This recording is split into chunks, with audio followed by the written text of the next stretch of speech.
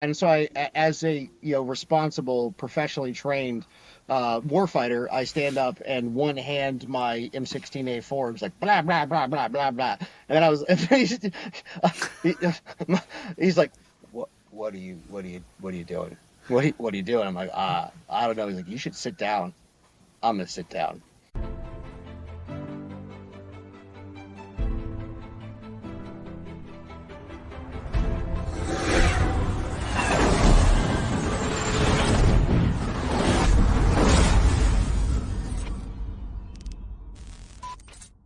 All right, well, Mr. Chase, are you ready to get into it? I'm ready, gentlemen. Man, let's get it. So it's going to be kind of cool, though, man, to have you on because last time you were with us, the tables were turned a little bit, and you were the one holding the microphone, and you were interviewing us. It's true. So this is going to be a little bit different. Oh, how the turntables have turned. See? See, I said the same thing. Yeah, so, man, let's get started. But before we do, Matt, we got to pay the bills, bro. We got bills to pay, baby. All right, hit him with the first one. All right. If you are reloading, you need tools that work as hard as you do. And that's exactly what you get with Frankfurt Arsenal. Their top-of-the-line reloading equipment, including case cleaners, powder dispensers, and presses, are designed for precision and efficiency. Whether you're a competitive shooter or a weekend reloader, Frankfurt Arsenal helps you save time and get more consistent, high-performance rounds. Reload smarter. Reload with Frankfurt Arsenal, because your ammo deserves the best. What'd you rank that one? What'd you rank that one on a scale of 1 to 10? Are we a 5? Are we a 6? Are we a 4? Oh, I'm gonna give that one a solid 6.75. I'll take it. Yeah, I'm gonna do this. Good delivery, good tonation, and I'd never heard of them. So I might bump it up to a 7, honestly, because that's new information to me. All right, you ready? Now you got to get me. Serious builds demand serious tools, and Wheeler Tools delivers. If you're looking for precision and durability, look no further than Wheeler. Whether you're mounting a scope, adjusting rifle fit, or on a custom build, Wheeler Tools has everything you need to ensure your firearm is perfectly tuned. Their comprehensive toolkits, from torque wrenches to driver sets, give you the confidence to work with precision. At Wheeler, quality is built into every product. Make your next project easier, faster, and more accurate with Wheeler Tools.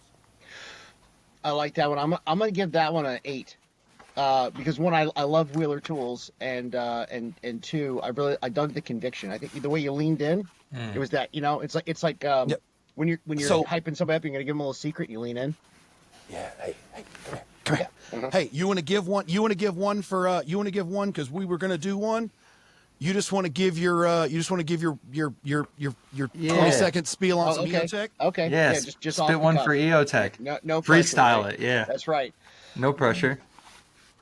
When you demand absolutely the highest quality performing optics and accept no compromise, EOTech has everything you need, whether that be holographic weapon sights, LPVOs, or long-range optics for that ultimate clarity at distance. Accept no substitutes. EOTech's got you covered. Dude, so My man's spitting. Dude. yeah, with all of those, make sure to use on their sites the code whiskey10. Yep. Save yourself 10% at checkout, including the one that Chase just rode. So we should be good there. And also for everyone who is in on the Guns Out TV and they know all about We the Free, we are affiliated with those guys. So if you're looking to join the We the Free network to get Great network. their custom programming geared towards the firearms community, definitely check them out. Look it up. It's wethefree.com, wethefreetv.com. And if it's something you want, save yourself some money. Again, whiskey10. Use the code and check out. It'll get you 10% off. Right on. Man, bills are paid, bro. Bills are paid. Let's get at it. Good for you guys. I mean, Well, so far. well, Bills but are hey, hitting. Bills are hitting an invoice at least. Let me right. tell you this. Let me tell you this. We're not late on anything yet. We're not late on anything. There's always tomorrow. That's right. We don't owe nobody nothing. Yeah. So Well, I was going to get into it. Mike kind of gave you a little bit of warm up, but we've been reading an AI description of all of our guests as an introduction. So we mix it up a little bit between, Grok or Chat GPT. But this is what they've got to say about our friend Chase Welch. Chase is an account manager at Forge Relations, a digital marketing firm based in Myrtle Beach, specializing in brand strategy, content creation, and event management.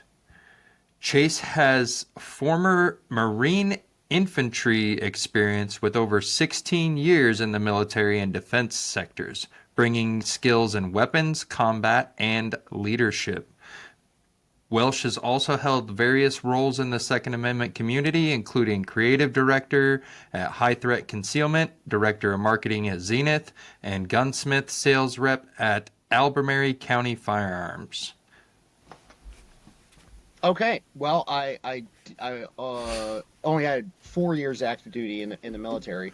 I've been in the 16 in this sector. 16 years, yeah, bro. yep, that's right. Yeah, in the industry, right? Yeah, Okay. and otherwise it's Albemarle County, because why the hell wouldn't it be pronounced in a weird way? But yeah, that's actually pretty good. That dug a little deeper than I'm totally comfortable with, and I'm gonna go. I'm pretty amazed. Yep. I'm pretty amazed because I was like, what the hell is where is this going? So Yeah, that's pretty cool. at Well- least didn't find my Feet Finder account. That's nice. Nope, Man. didn't say anything about didn't say pays- anything about Hey, that. dude, that dude pays for the monthly pizza bill. I mean, That's it's right. pretty good, so I love it. All right, well, are you ready to get into rapid fire with Chase Welch? You Let's do ready? it.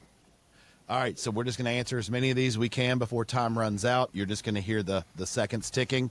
No pressure, but I cannot wait to hear what you have to say about all this stuff. You ready? Yep. All right. First gun you ever owned. A Knights Harmon SR-15. Best military camo pattern. M82. LPVO or dot and magnifier. Dot magnifier. Most overhyped piece of gear. Most AR-15s. Would you rather EDC a full frame revolver or a high point every day for a year? Oh, high point. Shoot irons the rest of your life or never shoot suppressed again? Irons. What's worse, losing your entire gun collection or media collection? Guns. Appendix carrying skinny jeans or a full day course in full kit? Full day course. Mills or MOA?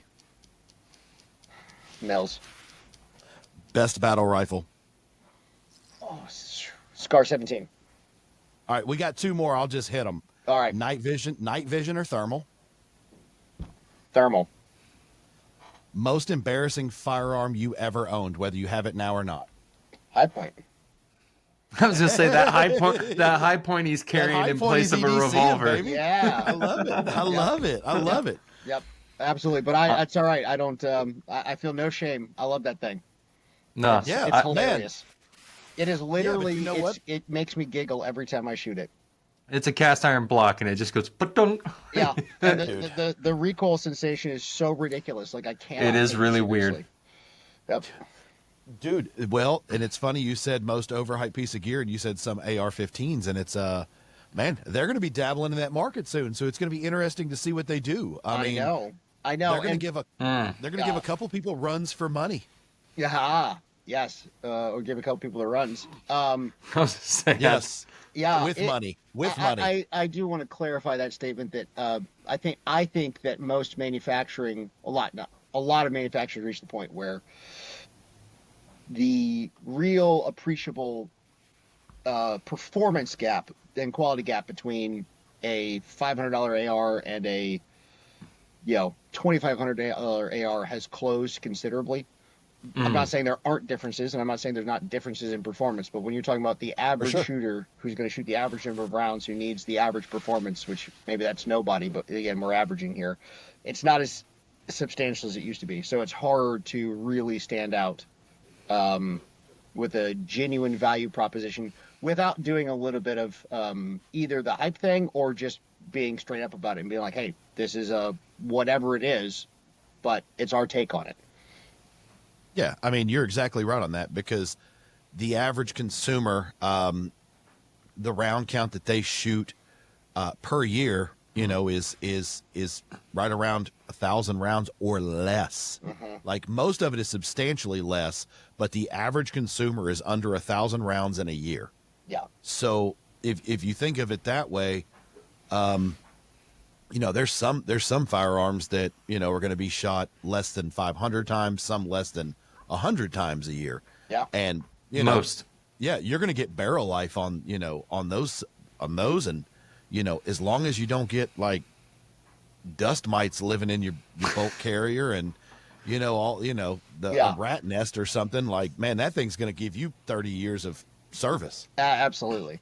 Yeah. And I won't expound on this beyond saying that, considering the total number of companies making barrels, especially in the barrel and bolt department, there's a lot of crossover. Put it that way. Yeah. Yeah. We all know that there's some crossover happening there. Yeah. So let's get into it. Let's figure out where you got started. It was the Marines. When did you join? Yeah, so joined in 2007, January. Went to boot camp on, I think it was January 7th, 2007. And definitely lucked out in that. So I went to Paris Island for boot camp, and then Camp Lejeune, or Camp Geiger, technically it's right across the river, for School of Infantry, and then got picked up by 1/6 Charlie Company, which was a good and a bad thing at the time. I'm sure it's not the case anymore, I'm sure. But they said, 1/6 is where careers go to die.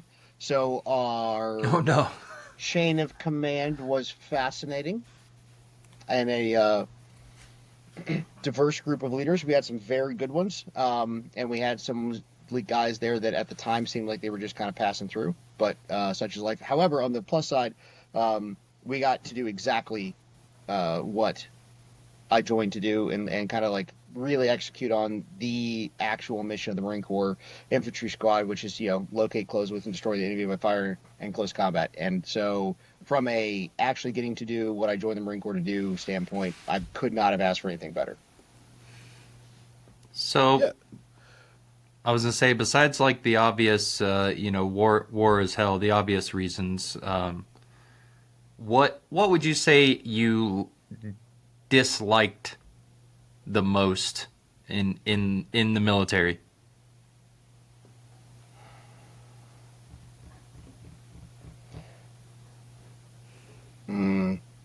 Probably the games they played. So I heard someone telling me what to do. Yeah, well, and it's not so much the telling me what to do. It's the structure was fine, but there was a lot of things that, especially in the Marine Corps, I think is maybe it's unique, maybe it's not, but they put arbitrary restrictions and rules in place on people. And there's tons of memes out there and jokes and all this stuff out there. The guy who does the Mandatory Fun Day channel, does the, hey, here's a machine gun and rockets and explosives, but you can't buy it. You can't have your own car. You're like, well, that's yeah, okay. Sure. And so that kind of stuff where there's arbitrary leadership, imposed restrictions that just are not reflective of real life, and I understand where they come from when you're getting 18-year-olds who have never done their own load of laundry. Because that is a thing, right? But when I joined, there were only 3 people in my entire company who were older than me at the time. And all of them were in senior leadership. So, I moved out when I was 17. I had probably 8 jobs. I'd gone to school for 3 years, been paying my own bills, all that stuff. And so I didn't know it at the time, but I had much more of a personality and a mindset that is a better fit within the Special Forces community, just because there's one of those things where, like, hey, here's your job, go do your job, we're going to trust you. And if you have a problem, come let us know. If you fuck up, we're going to tell you, but we're also going to tell you how to fix it. Sort of ascribe to ignorance instead of malice kind of model. And that is not how the infantry worked, at least at the time. Maybe it's still that way. So yeah. What where all did the military take you? Did you do any tours, and what other countries did you get to go see? Yeah, so I saw several countries out the window of an airplane, which was fantastic. Romania, Germany, and I think that's where we flew in and out of Germany, in and out of Romania. Both times we went to Afghanistan. I spent all my time deployed in Afghanistan in '08, part of '09, and then all of 2010. Um, and so yeah, that was it. Otherwise, training in the Western United States, a couple places, and then North Carolina, South Carolina, Georgia, Virginia. Hell yeah. Well, what was what was the war part sucks, always does, but what was like what's one silver lining that you could find in Afghanistan? Like, was it a view? Was it, what was one positive that you could take out of just that experience? Um, oh, there was honestly there was a ton. I think that the Good. biggest one is you've got. I got to answer that question that every man has of like, do I have what it takes? Like when the moment chooses me, am I going to step up or am I going to fold? I got to answer that question, right? And I got to answer it, hundreds of times. Just gotten in hundreds of gunfights and we got to do, like I said, the job that the Marine Corps has classically gotten to do. I actually just read an article the other day. It's called "When Marines Got to Be Marines." And it was about our the assault on Juggernauts Fort that we did when I was part of the 24th MU in 2008. Mm. And it was an actual combined armed assault. There were no civilians in the area, and it was just us and somewhere between 90 and 120 Taliban. And there was probably it was a company assault reinforced though. So we had artillery, fixed wing, and rotary wing. And we just got the fuck after it. And so, it was a free fire zone. And so, that was again, if people haven't been in the military or they haven't been in combat or they're not sure that that has some upsides to it, they may be like, well, that's a really weird thing to say. But it was a fantastic experience, and it was a fantastic way to go from all the training that you do, which is that, to then actually go to do the job. Because we hear so much stuff out of the GWAT from people working and dealing with and living around civilians, and the delicacies of you're really kind of almost an instrument of foreign policy, even though you're not trained to be. And that wasn't, at least for that day, that wasn't it. So I definitely, number one, answering that question, learning what I have within myself and what I'm capable of, mentally and emotionally and spiritually. That was huge. And then, man, Afghanistan's a beautiful country. I cannot tell you some of the most epic sunrises I've ever seen. Sun coming up over the poppy fields and the rivers in the distance. They're doing the call to prayer, and it's still cool, and it's just, man, that is just heart-wrenchingly beautiful. The mountains there are epic. And then Insane mountains. building the friendships, that kind of stuff for sure. Those are, I know everyone always sort of talks about stuff, and so I don't want to beat a dead horse, but yeah, that was all awesome stuff. And like you guys said, there's a ton of downsides to it, right? There's the cost of war on a society and groups of individuals is extreme. But I definitely tried to find the good in it as well. And I, for whatever reason, I'm temperamentally just sort of set up for that kind of environment. I tend to thrive there, where I've got like a thing to focus on, which is don't die today. It's a pretty It's a tall good task. goal. Yeah, It's a good goal. Yeah, it's a good great goal. it's a great goal, right? So like I woke up, I worked out, we got into some gunfights, I worked out again, I went to sleep. Right? Like there's the clarity and simplicity there is unmatched. And but the downside is if you think that's real life, which I made the mistake of doing for years after the fact, then when you're kids and work and schedules and all this stuff, and people are upset about shit you don't understand, and all, it's just it doesn't set you up for long-term mental health if you think that's real life. Yeah, you can't get mad like you used to when when the report's not done. Yeah, no.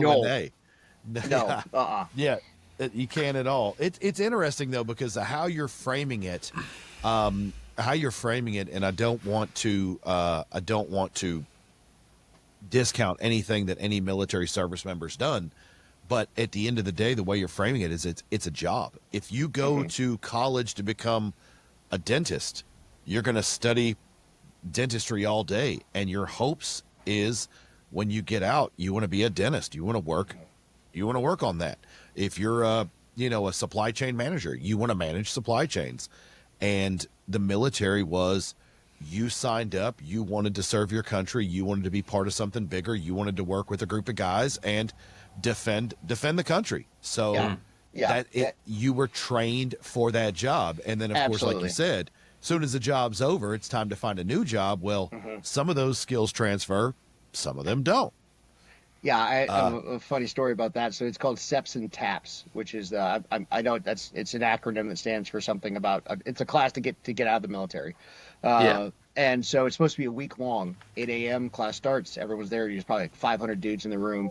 It's on Campus Union, and they're like, all right, everybody who had an 03, which is the Marine Corps', it's a four-number designation for MOSs. So it's 03 and then two numbers after to designate whether you're an infantryman, mortarman, machine gunner, or whatever. All the 03 combat MOSs, raise your hand. Everybody know, raise your hand. They're like, okay, you have no applicable job skills in the civilian world. You may leave. Oh shit! It's a week long class, and we're all kind of what? Thanks. Okay, Thanks. yeah, and they're like, hey, there's a job fair with some contractors like Blackwater and Triple Canopy across the street if you want to go check them out. Otherwise, see you later. Like, be sure to grab some snacks on the way out the door. Yeah.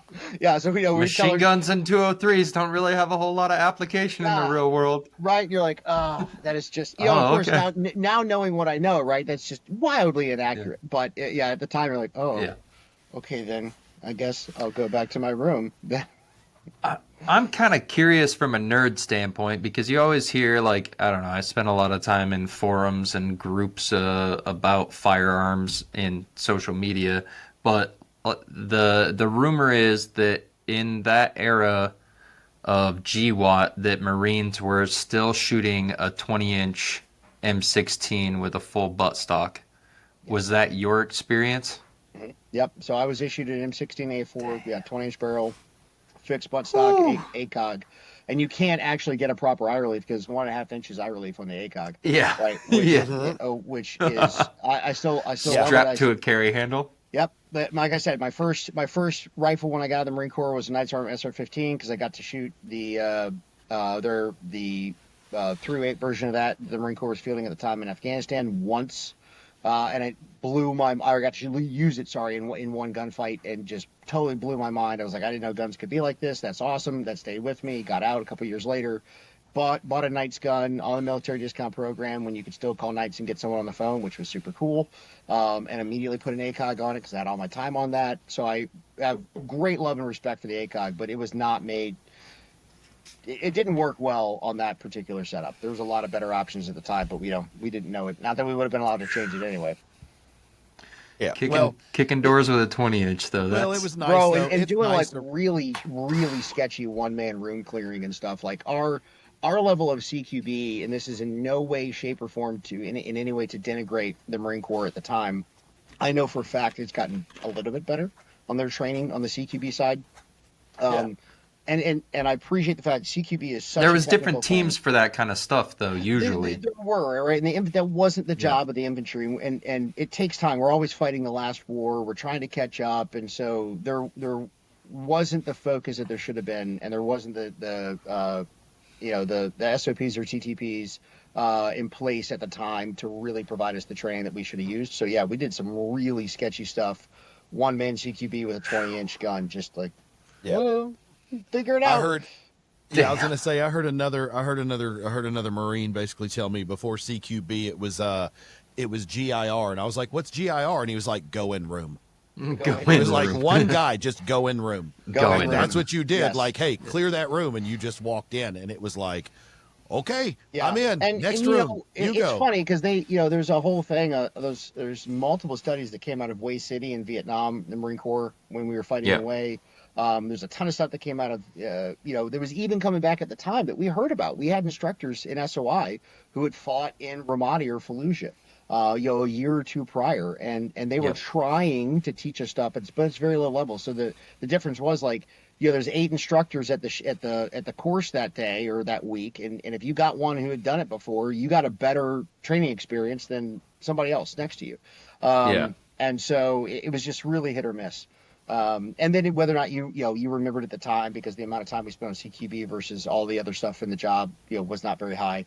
Yeah. And, also a lot of the stuff we did was like lead with frags, right? You're like, yeah, what's in that room? I don't know. Safe move. Put a grenade Safe in move. it, right? And then you're like, well, yeah, but you also don't know who's in that room, and that may not be appropriate. And so, there's stuff that we, again, coming from the history of the Marine Corps, just speed and violence or speed, surprise, violence of action, and then you get there and they're like, yeah, we're gonna try to not kill people, and you're like, oh, Oh, that well, wasn't covered in yeah. anything. Hold on, that wasn't Yeah. that wasn't in the debrief. Hold on. What the wait a training minute. said. Wait. Yeah, because I mean, I don't know. When countries go to war, like when you're in Afghanistan, I'm sure there's announcements being made. I'm sure you got, I'm sure your Terps are over there basically saying, hey, we're basically going to start clearing these rooms. We're clearing this town tomorrow. Like if At times, you guys aren't evacuating, if you haven't left, you're going to be considered a threat. Like, it may not be the Terp, it may be a month ahead. Like, hey, Right. get the hell out, because if you're still here, and I understand there are people that don't want to leave, it's all they've known, but at the same time, like, man, if somebody came into my city and said that, like, I'm gonna be ushering mom out. Like, hey, let's get you to a safe spot, and I'm gonna dig in. Yeah, and there's definitely cultural differences there that change how people behave, for sure. For sure. There any suggestion that people in that part of the world will not use civilians or innocents of any variety to deter violence is a fallacy. It would also be a fallacy, though, to say that everyone would do that. Like, those people are there in higher numbers than you would find them in the Western world. Those people exist in the Western world, right? But in much smaller numbers, because of the difference we have socially, and they don't adhere to, nor have they had the last few thousand years of the Judeo-Christian worldview and morality baked in, right? And so we just work differently. Looking at, like, we had I remember this guy came up and he's holding his daughter. It was a day after we assaulted Jugger and Ford. It was Operation Asada Wopsa in 2008. And they'd had a suspected V-bed. And so one of the gunners had dumped a bunch of 50 cal rounds into this car. And I don't know, she was probably, she wasn't 7, right? Like, very small, little girl, right? And she caught a fucking 50 cal round and just smoked her. And he just walks up and we're like, oh no, well, he's looking for help, or he's looking for something, right? Like, she's clearly dead, but we're going to try to do something, right? He's like, hey, can I get some money? Like, you just what? shot my child. Yeah. And he's like, well, I heard my neighbor got some money for, like, you guys bombed his house and, like, broke a wall, and you guys paid him for that, so she's dead. Can you pay me for her? Like, I don't think we're allowed to pay for people. That's like a whole thing. Like, it's bad. You don't do that. And so let me get a supervisor. Yeah, right. Yeah, exactly. Yeah, exactly. The Terp comes up, LT comes up, yada, yada, yada. They talk about it for a few minutes, and no is the answer, right? And he just kind of trucks on down the road a couple of feet and, like, throws her in the ditch, and just goes on about his way. And you're like, fuck. Man. And maybe it wasn't his kid. I don't know, right? Because I did also see at the same time, I saw parents very much behave as you would expect any parent in the U.S. to behave around their children and about their children, right? Yes. But I can't imagine a U.S. Anyone in the Western world behaving that way with their child, right? And so it's just the cultural differences. Like, that's just a single example of stuff you see, and you're just like, I'm gonna be working on this one for a few years, because I'm not sure how to unpack all that. It's just it's weird. So before we jump out of the military, it's I want to ask you if you want to talk about it. If you don't want to talk about it, it's all good. I get it. But what was the closest call you think you've been in, as far as, like, oh shit, this is heavy? That I almost killed myself, or someone else killed me? No shit. No, we don't want to go to the first one. No. No. Oh, no. No, Accidental. self-deletion. No. Yeah. Oh, no. okay, wait. Yeah, accidental. No. Oh, I'm sorry. We gotta open this segment with that time Chase was an idiot. Yeah. I was about to literally, like, hold on, let's pause. I was like, damn, this is getting heavy quick, boys. Quick, like, hey, wait. I'm gonna call Chase. We're gonna cry for a little bit, and then we're gonna try to do this We're gonna do again. this Like, again. come We'll on, bro. regroup. Yeah. Like, we're Yeah. gonna regroup. Okay, no, Time out. So I'll give shit, you. we got time. Yeah. Let's give the both of them. Okay, let's do both of them. Both of them. All right. So first one, I got both on. I'm very happy. I got both on helmet cam. Very happy about that. I had a helmet cam on my second deployment, and that was a much more combat intensive deployment overall. And it was cool because in the first one, like I said, we had the combined arms, and it was very much like classic infantry. The entire weight of the U.S. military falling down on something, which is an impressive and terrifying and awe-inspiring thing to see. But in my second deployment, it was very much just like, hey, there's like 10 or 12 of us, and we're just hooking and jabbing. And there's, where there's no Marines around for, I don't know, 5 miles. Like, good luck, right? You have what you carried in there if you figure it out, which Out I there love. by yourself. Yeah, very much that, again, like very much jives my personality. So we're walking through a field. It's just, poppy fields, and the poppy is pretty tall, but it wasn't quite ready to harvest. So I'm 6 feet tall, and so it was up right about my shoulder height, maybe a little bit below, but whatever. And there's a little tree line, and it looks very lovely and inviting. A little wall there. It's very scenic. Morning, you're like, oh, this is lovely. And just in the middle of a big field, right? Because we're idiots. And they kick off an ambush with, multiple belt fed, shooting RPGs and stuff. And there's a trench, or a wadi, they call them wadi, little irrigation trenches. They dig all these trenches, to irrigate their fields. And I always ran point, so I'm up front, and I'm like, it's 10 feet in front of me. I'm like, okay, Run. Dirt stops bullets, go to dirt.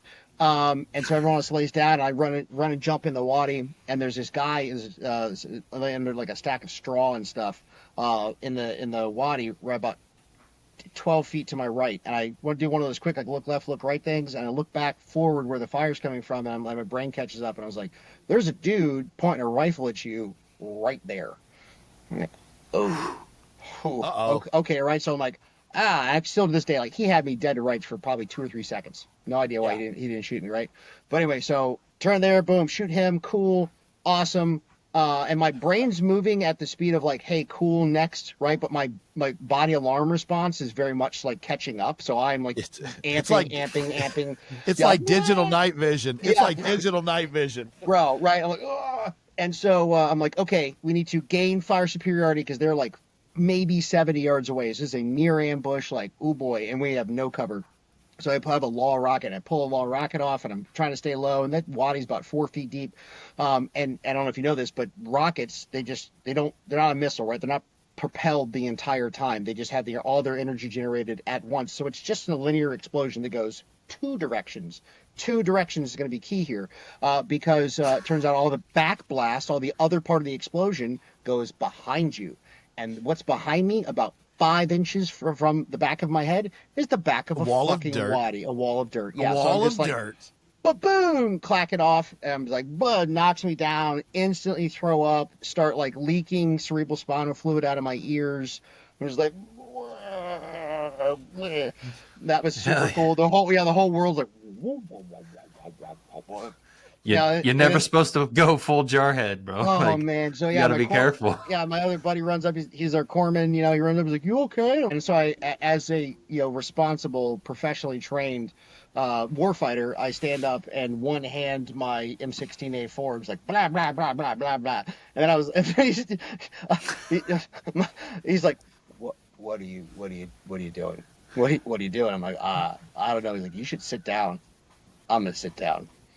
Yeah, and that was good. And 30 seconds later, it kind of came all back together. And I had pretty severe headaches for about a week after that, and that was one of my 14 TBIs. But dude, that was the closest so I came to like acing myself. So but it's crazy you say that because I said like a close call, and you said which one, and in one story you gave me 2. You end up in a wadi with the enemy. Mm-hmm. And you said, I mean, he had you for a few seconds. Yeah. No idea. That's nuts. Yeah. The best thing I can think of is either his gun malfunctioned or he was scared. I don't know. Who knows? He just didn't know you were going to end up in the trench with him. Like, oh shit. Well, that's the thing is like, I thought at the time, and maybe not, right? maybe he thought he was gonna like pop out and play surprise or something. But I don't know. It was the only cover we had in that entire field.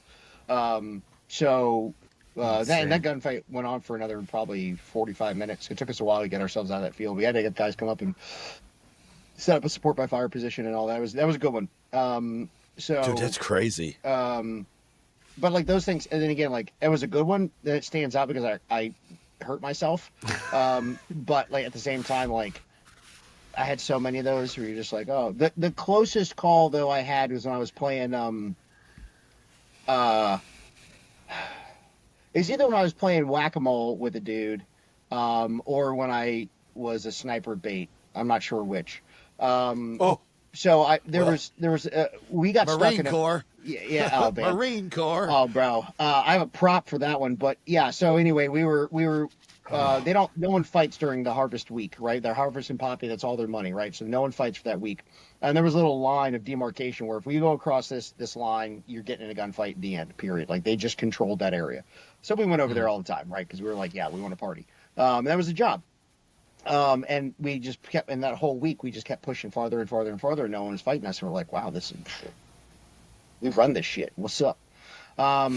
And so, but we also knew it was also like harvest week, so we were using that to do like reconnaissance in an area that we'd never been able to push people into before. And we thought the harvest went one more day, and it didn't. And so we went about 5 miles past that line, and they came to party. They fucking meant it. So they set up a 3-sided ambush on us. And it took us 4 or 5 hours to move about a little less than 5 miles out of that. And they basically maintained an L-shaped ambush on us all the way back 4 miles. It was some of like, from an there were many times there where I'd stop and you could see dudes moving and see them setting in positions. And you just kind of like pause your like in the moment brain and just appreciate this from a tactical level. And you're like, this is super impressive. Props to you guys. Like, you guys are doing great work here. They're pushing us out of here. Really Props good to work. you guys. Yeah, hey, let me speak to the manager. You guys are doing an outstanding job. yeah, right. Because normally they didn't do such a good job, and you're like, wow, you're really good. And they got about 100 yards from this at one point where we got in this field, and again, trying to figure out where we're going to go next, and trying to find this guy. And I saw him move to a position. And I can't tell if he's still there. And I'm trying to like look and he'd shoot. Kind of close. Move down here and come up and shoot. And I did that. I must have done that 5 or 6 times. And then finally I stuck my head up right there. And the round was so close to my head, it like completely knocked out my hearing. Because rounds are supersonic, right? So they go far away. Oh, yeah. You hear the whoosh, and if they get close enough to you, all you hear is the round breaking the sound barriers just to crack. And that one, I never heard anything. It just, my hearing's just gone.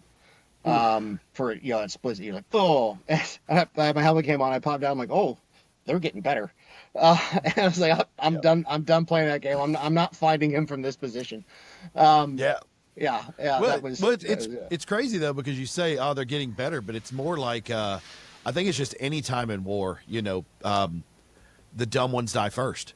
So, if and I hate to say that, but the dumb die first, because it's they just run straight towards you. They're screaming. They got their gun. They're firing. They're not taking cover. They're not paying attention to either keys. So it's like the longer the war goes on, the better the guys are. And we got punished for different things, right? We got punished for messing up largely stuff involving IEDs and ambushes. That's really where they were able to exact a lot of casualties on us.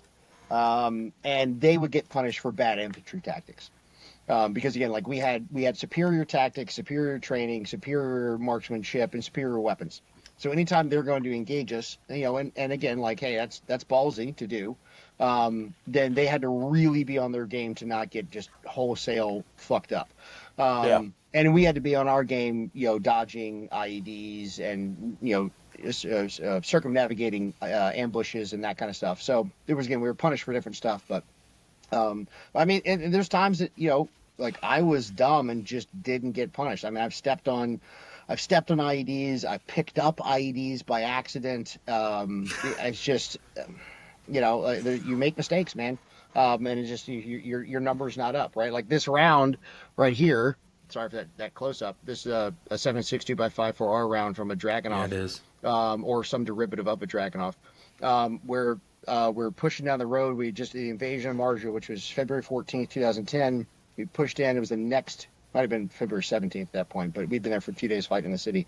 And then we have to go down this road. So we have vehicles with us. The vehicle drives down the road. So it turns on the road. The guy in the turret takes a round in the plate.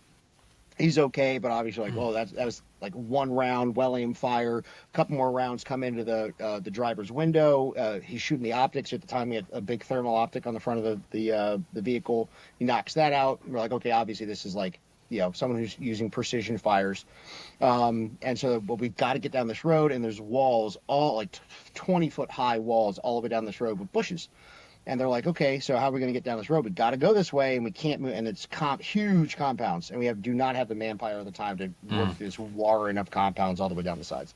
So they're like, idea. Who's the fastest guy in the company? Fuck.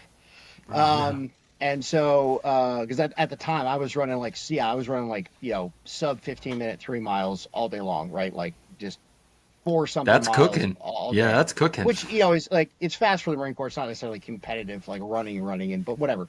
And so I don't know if you guys know what an air panel is, but basically it's a great big orange and pink piece of fabric with some 550 cord on it. You put down to like marked landing zones. So they tie that shit to me like a cape, and they're like, run down the road. Run. And we will find him when he exposes himself to shoot, and then we will drop a bomb on him. I was like, bet. Good plan. Good plan. So I take off running down the road, and he shoots at me a few times, and for whatever reason doesn't hit me. And at some point I'm like, I'm done with this. So dive in the ditch. They found him, drop a bomb on him, and then we go to do a battle damage assessment afterwards. And we found like part of his rifle that was broken. We will call this indicators of genetic material, is what we found. And then I found this round, and this round has the primer struck, so there's like a good dent on it. It just never actually went off. And I found that in the rubble, and I was like, well, there you go, that's my bullet right there. That's AK for you. That's new pocket guy. Yeah, right. Yeah. So Damn. so that was an AK for you. yeah, I know, right? So I don't know. Those are a couple, just a few of the times, that I guess were like somewhat close calls, but I almost fell down the stairs once too. So like that's also scary. Yeah, my brother tells a story. He didn't want a Purple Heart. He was like, I fell out of a guard tower and I broke my ankle. I was being shot at, and I shot at lots of people, but that's not how I got hurt. Yeah. I don't think I really want it. Yeah. No. I know. There's so many dudes who got. I almost died plenty of times, but right. Yeah, but no. I don't want this. No. That's crazy. So once you wrapped up your military, when did you get out of the military? I got out in January of 2011 from active service. Then I was in the IRR, the inactive ready reserve, for a while, and attached for 4 years, attached to a human company out of first Southern Virginia and then in Maryland. So it's a Marine Corps Human Intelligence Battalion, and that was just check-in, right? Yeah, I think I went up there twice in 4 years. It's like, hey, I'm alive, whatever. A couple of classes, a couple of online things. I'm like, if you ever actually have to work with us, here's what human it is, and you're like, okay. And so I ended that time. But yeah, my essential interactions on a professional nature with the Marine Corps ended in 2011. So how did your journey leaving the military? It's a natural transition for lots of veterans. If the job openings are available, no matter if it's on a national level or just a small time, behind the counter level. But how did your transition from military into the firearms world, the consumer based firearms world, occur? Yeah. So I was married in 2009, and then my wife was from Illinois, outside of Chicago, and so I went to live with her for a little while because we've been married for 3 years at that point, never actually lived together. So we moved up there, and went to school for a little while, and I did well in school, but it was just one of those things, like my heart wasn't in it, right? I was Yeah. not, not able to focus appropriately, and I was wasting my GI Bill, because I was basically just like taking filler classes. And so in 2012, we decided to move, sorry, the end of 2011, we decided to move back to Virginia, which is originally where I'm from. And sort of a better place to raise kids. Definitely not in that DC. I'm sorry, in the Chicago metro area. Mm. I have the mountains deep in my blood for sure. And so moved back here and kind of did, honestly, like, I'm ashamed to say it, but it was kind of like I'm gonna figure out what to do, and then I kind of bumped around for a few years trying to figure it out. Which was, I'm gonna do training, I'm gonna do, there's all these ideas, right? Nothing really panned out. I did have a job. I got very lucky to be fortunate to work with a company doing some contracting training for various government agencies, which was really helpful because, again, it's really fantastic money when it happens, but it's feast or famine. Mm. So you'll work once every 3 months. And so it's sort of one of those things I did to pick up, just work in between. I started working at a local gun shop, just working behind the counter, Right. and immediately found, like, wow, okay, I know I've been interested in this my whole life. I've been doing this now for a while professionally. People need information. That's cool. I like talking to people. I like talking about stuff I care about and know about. And so it really sort of led on from there, and ended up leaving the gun shop after a while because, don't get me wrong, it's fun and all, but once I had, your first kid, working for like 9, 15 hours sucks.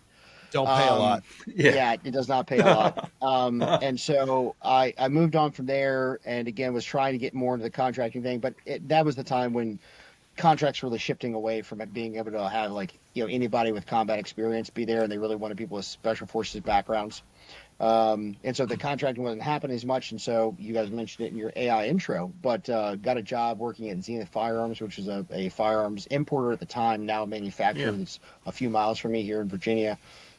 I started doing customer service for them, and basically got to the after a few months, finally was able to convince them, like, hey, most of my job could be done with social media. To which they responded, "What's social media?" I was like, "Oh, okay." It's 2014 at this point, or 15, no, sorry, it's 2015 at that point. Like, hey, The gun industry is slow in that though. it is. It really is. Yeah. But 2015, they still didn't know what Instagram was. I was like, oof, okay. So I ended up starting the marketing department for Zenith Firearms, and Right on. got to play a little piece of bringing MP5s back to the U.S. based market, and was fortunate to design a couple of products with Midwest Industries, which are still on sale today. They've iterated and improved on them a Badass. lot, which was super cool. And then really that was the start, right? So I ended up leaving Zenith in 2017, and had been very fortunate to build a good network of people, and kind of like how I met you guys, right? You meet people, you're talking about stuff, you always got these ideas working in the back of your head. And so when I left Zenith, High Threat Concealment picked me up a day later. And subsequently they've closed. Sadly, they were a very neat OG company in the industry for a while, doing some really cool stuff. But they definitely reached out a helping hand. Good friends there, and again, same thing there, right? So no matter what you're doing in marketing, it always seems to touch sales and customer service and Yeah. business development and all those different areas. And I love that stuff. I have a mind for it, so I really find it quite engaging. And so, just continue to build the network, and High Threat decides they need to close their doors, and they get purchased, and all their assets are liquidated. And so, moving on from there, I had a little media company I started called Recom Actual with my actually my wedding photographer. And he was he was like, man, I love guns, and brides are crazy. I can't be doing this anymore. But he'd been doing it for like 18 years at the time. It was just sucking his soul dry. Money was good, but like getting sued because grandma felt sick at my wedding and left early, and then she dies 2 weeks later, and you didn't get her in the photo that happened 3 hours after she left. That's just like, no one wants to lose 20 grand over that, right? Like, that's just dumb. Nah. So he was like, yeah, dude, let's do the media thing. So he was a photographer for Zenith for a little while, and so we just kept working together, kind of where I went, and we sort of bumped around individually in the industry, but also worked together. When it comes to protecting your firearms, your valuables, and your peace of mind, Lockdown Secure delivers. Their innovative security solutions from vault lighting, dehumidifiers give you everything you need to safeguard your gear. With Lockdown, you get more than just protection. You get smart, reliable solutions that help you maintain your firearms and valuables. Keep your collection safe and secure with Lockdown Secure, the trusted name in gun vault protection. We also want to shout out to our friends over at Tipton. A clean firearm is a reliable firearm, and Tipton gun cleaning tools help you keep it that way. From high-quality cleaning rods that won't damage your bore to specialized solvents and brushes, Tipton offers everything you need for a thorough, efficient cleaning. Whether you're preparing for a competition or maintaining your hunting rifle, Tipton's precision tools ensure your firearms are in peak condition. Make a gun cleaning simpler, more effective, and easier with Tipton gun cleaning. Trust your firearms to the cleaning experts. And Right on. ended up meeting Ben Stacy, who is one of the owners of Forge Relations now, and in Knob Creek in 2016. And Knob Creek Man, Machine why Gun don't they Show. bring that shit back? I know they need to God. bring that back, man. Other That than was the such a fact cool that event. every year, basically, somebody died. Other than that part, like, It was cool, though. why don't they bring Super Knob cool, Creek though. back? Such a good event, man. Yeah, it's just if people could just stop dying. That would be super nice. It was. I mean, it was like flea market meets gun show meets range day. It was meets, amazing. With miniguns. Like somebody, Ah, yes, somebody needs to With try. miniguns. Somebody needs to try, and you're never, it's that whole often imitated, never duplicated. Yeah. But somebody needs to put their best stamp on that one again and just say, hey, Yeah. and I mean, somebody that knows a lot of people, like, not saying it, but it would be perfect for someone like Kentucky Ballistics because he's in Kentucky. I'm sure he could find a spot, and he knows enough of the big people in the game that if he said, hey, I just want to relive this one last time and see if it sticks, but the first one, I need everybody there.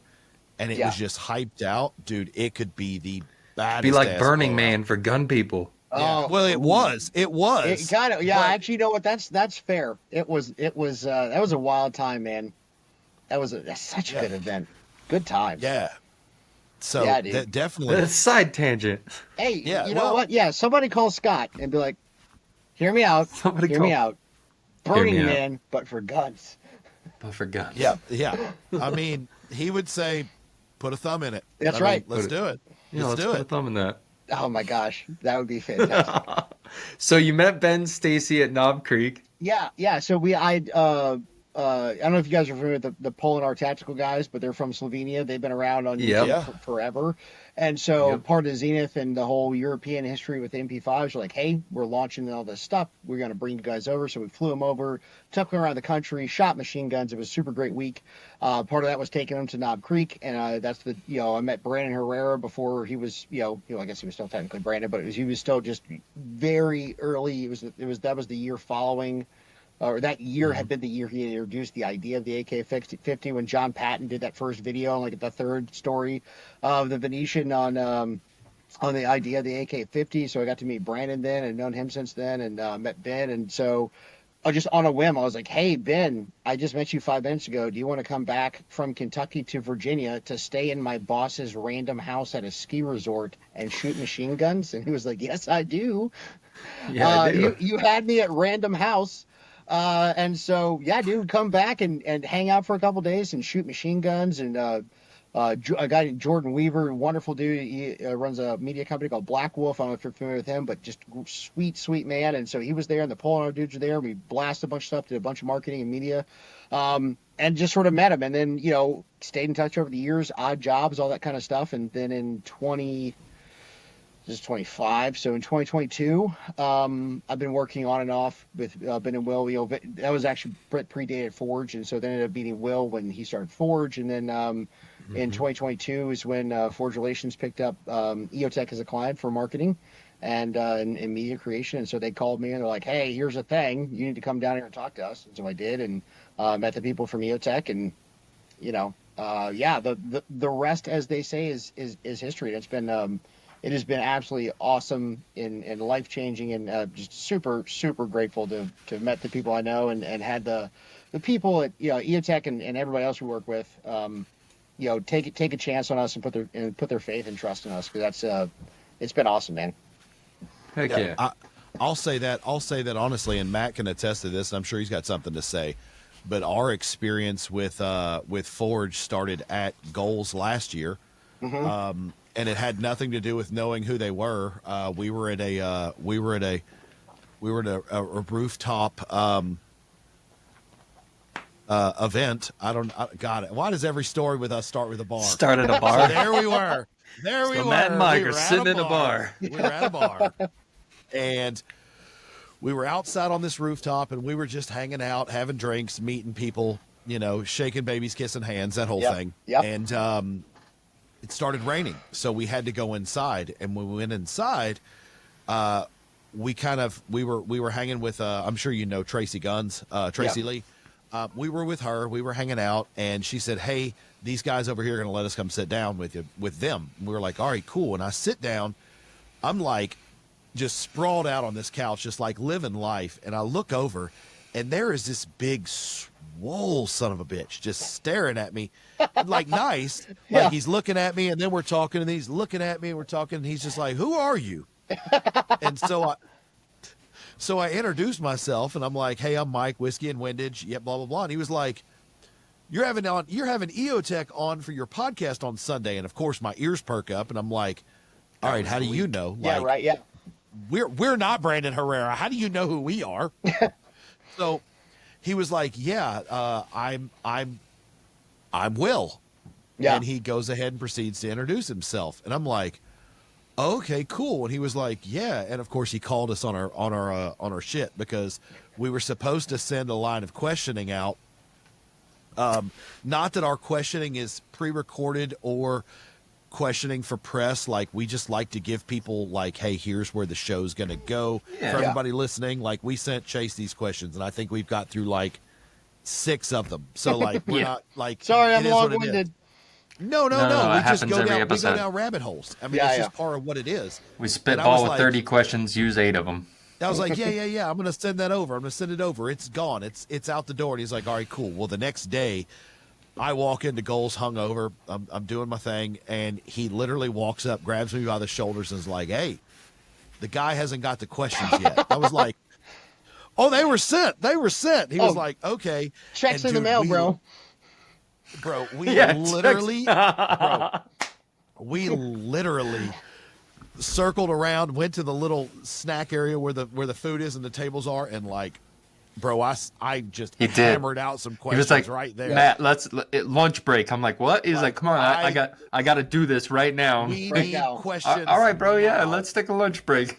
But honestly, we had Paul Malone on from EOTech. Yeah. Paul is a stud. He is. He's freaking awesome.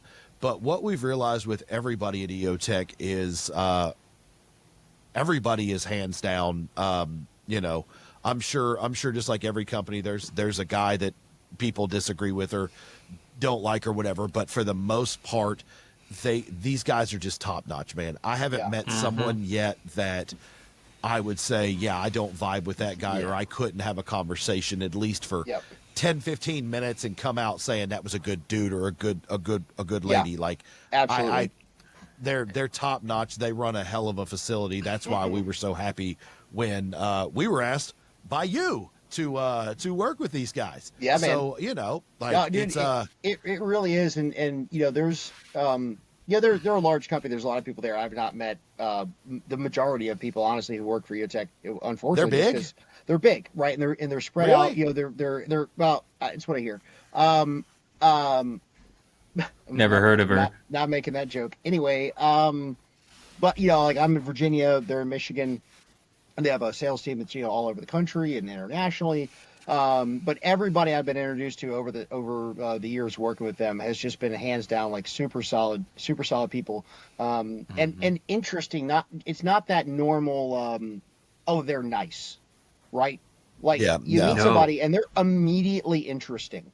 and you know, maybe it's have a cool story. and have a cool story, right? Yeah, Yeah. and just like I was this year at SHOT Show, you know, man, I don't know. It's like Wednesday, right? I've got like 8 seconds to be all the way across the show for a meeting, and I'm trying to drop my backpack in the EOTech booth, and like I just bust into the area, like the employee area, you know, back there. And there's a guy sitting there. He's probably in his early 60s, and 100%. I've never seen him before. He's never seen me before. And you know, the chances of him being, you know, super up on his social media and realizing like, and just, you know, putting it together like, Hey, oh, you're the guy on EOTech stuff. yeah, Yeah. right, like not high. And so Nah. and he was just immediately a total boss. He's just like, hey, what's up, man? What's going on? I'm like, hey, sorry, I'm Chase, working for Forge Relations. I need to drop by back here, going for a meeting. And he's like, oh yeah, I know about you guys. Awesome, cool. What do you need? You're late. You need some water. You need some food. What? Right? It's just You're like late. super cool. Heck yeah. Everybody understands the SHOT Show meeting race, right? So, and just like, it was just that, it was those small little interactions where like, he didn't need to be a nice guy. He could have been like, what the fuck are you doing here, man? Get out. Who are you? All right. But it just, to me, is like, hey, do you need help? Are you okay? You know, like I probably didn't look okay because I'm like running from meeting to meeting. Yeah. So it's been an awesome experience, man.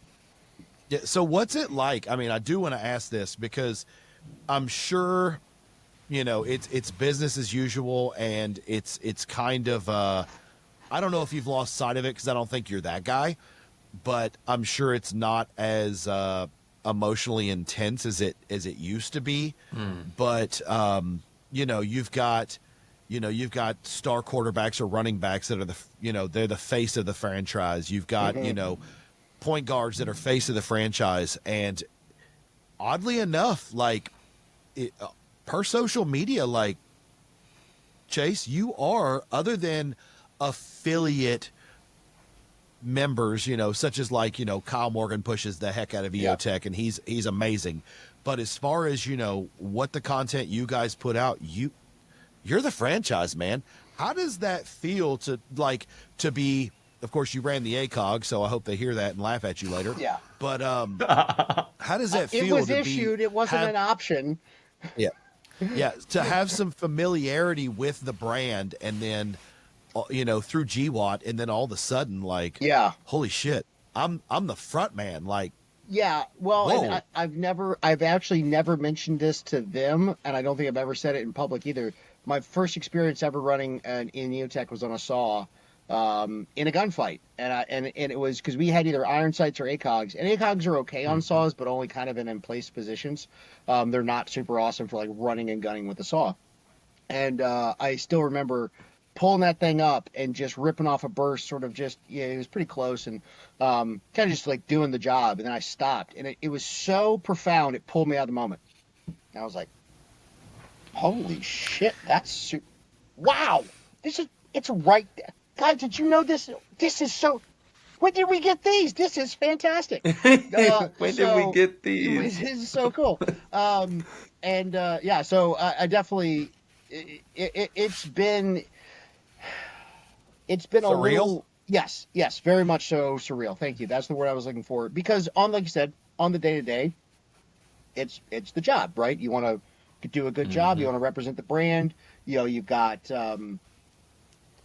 you know, the goals for the quarter, goals for the year, you know, the brand to take care of and respect and look out for, and you're engaging with individuals in the comments and DMs, and you're curating content, and you're having meetings with, you know, various departments, and getting, you know, the company direction, whether that be for the, you know, the month, the week, the quarter, or the next 5 years, and all that kind of stuff. And so it very quickly becomes like, okay, this is what we're doing, and we're going to go forth and do our very best. And to be fair, and maybe I don't think this is my personality, but to be fair, it's never really happened, so I don't know. But like, I've been recognized a grand total of once ever. So I don't know. Like, I literally only had one guy be like, yeah, you're kind of looking at you, and you're like, well, you gonna fight me or fuck me? What's up, bro?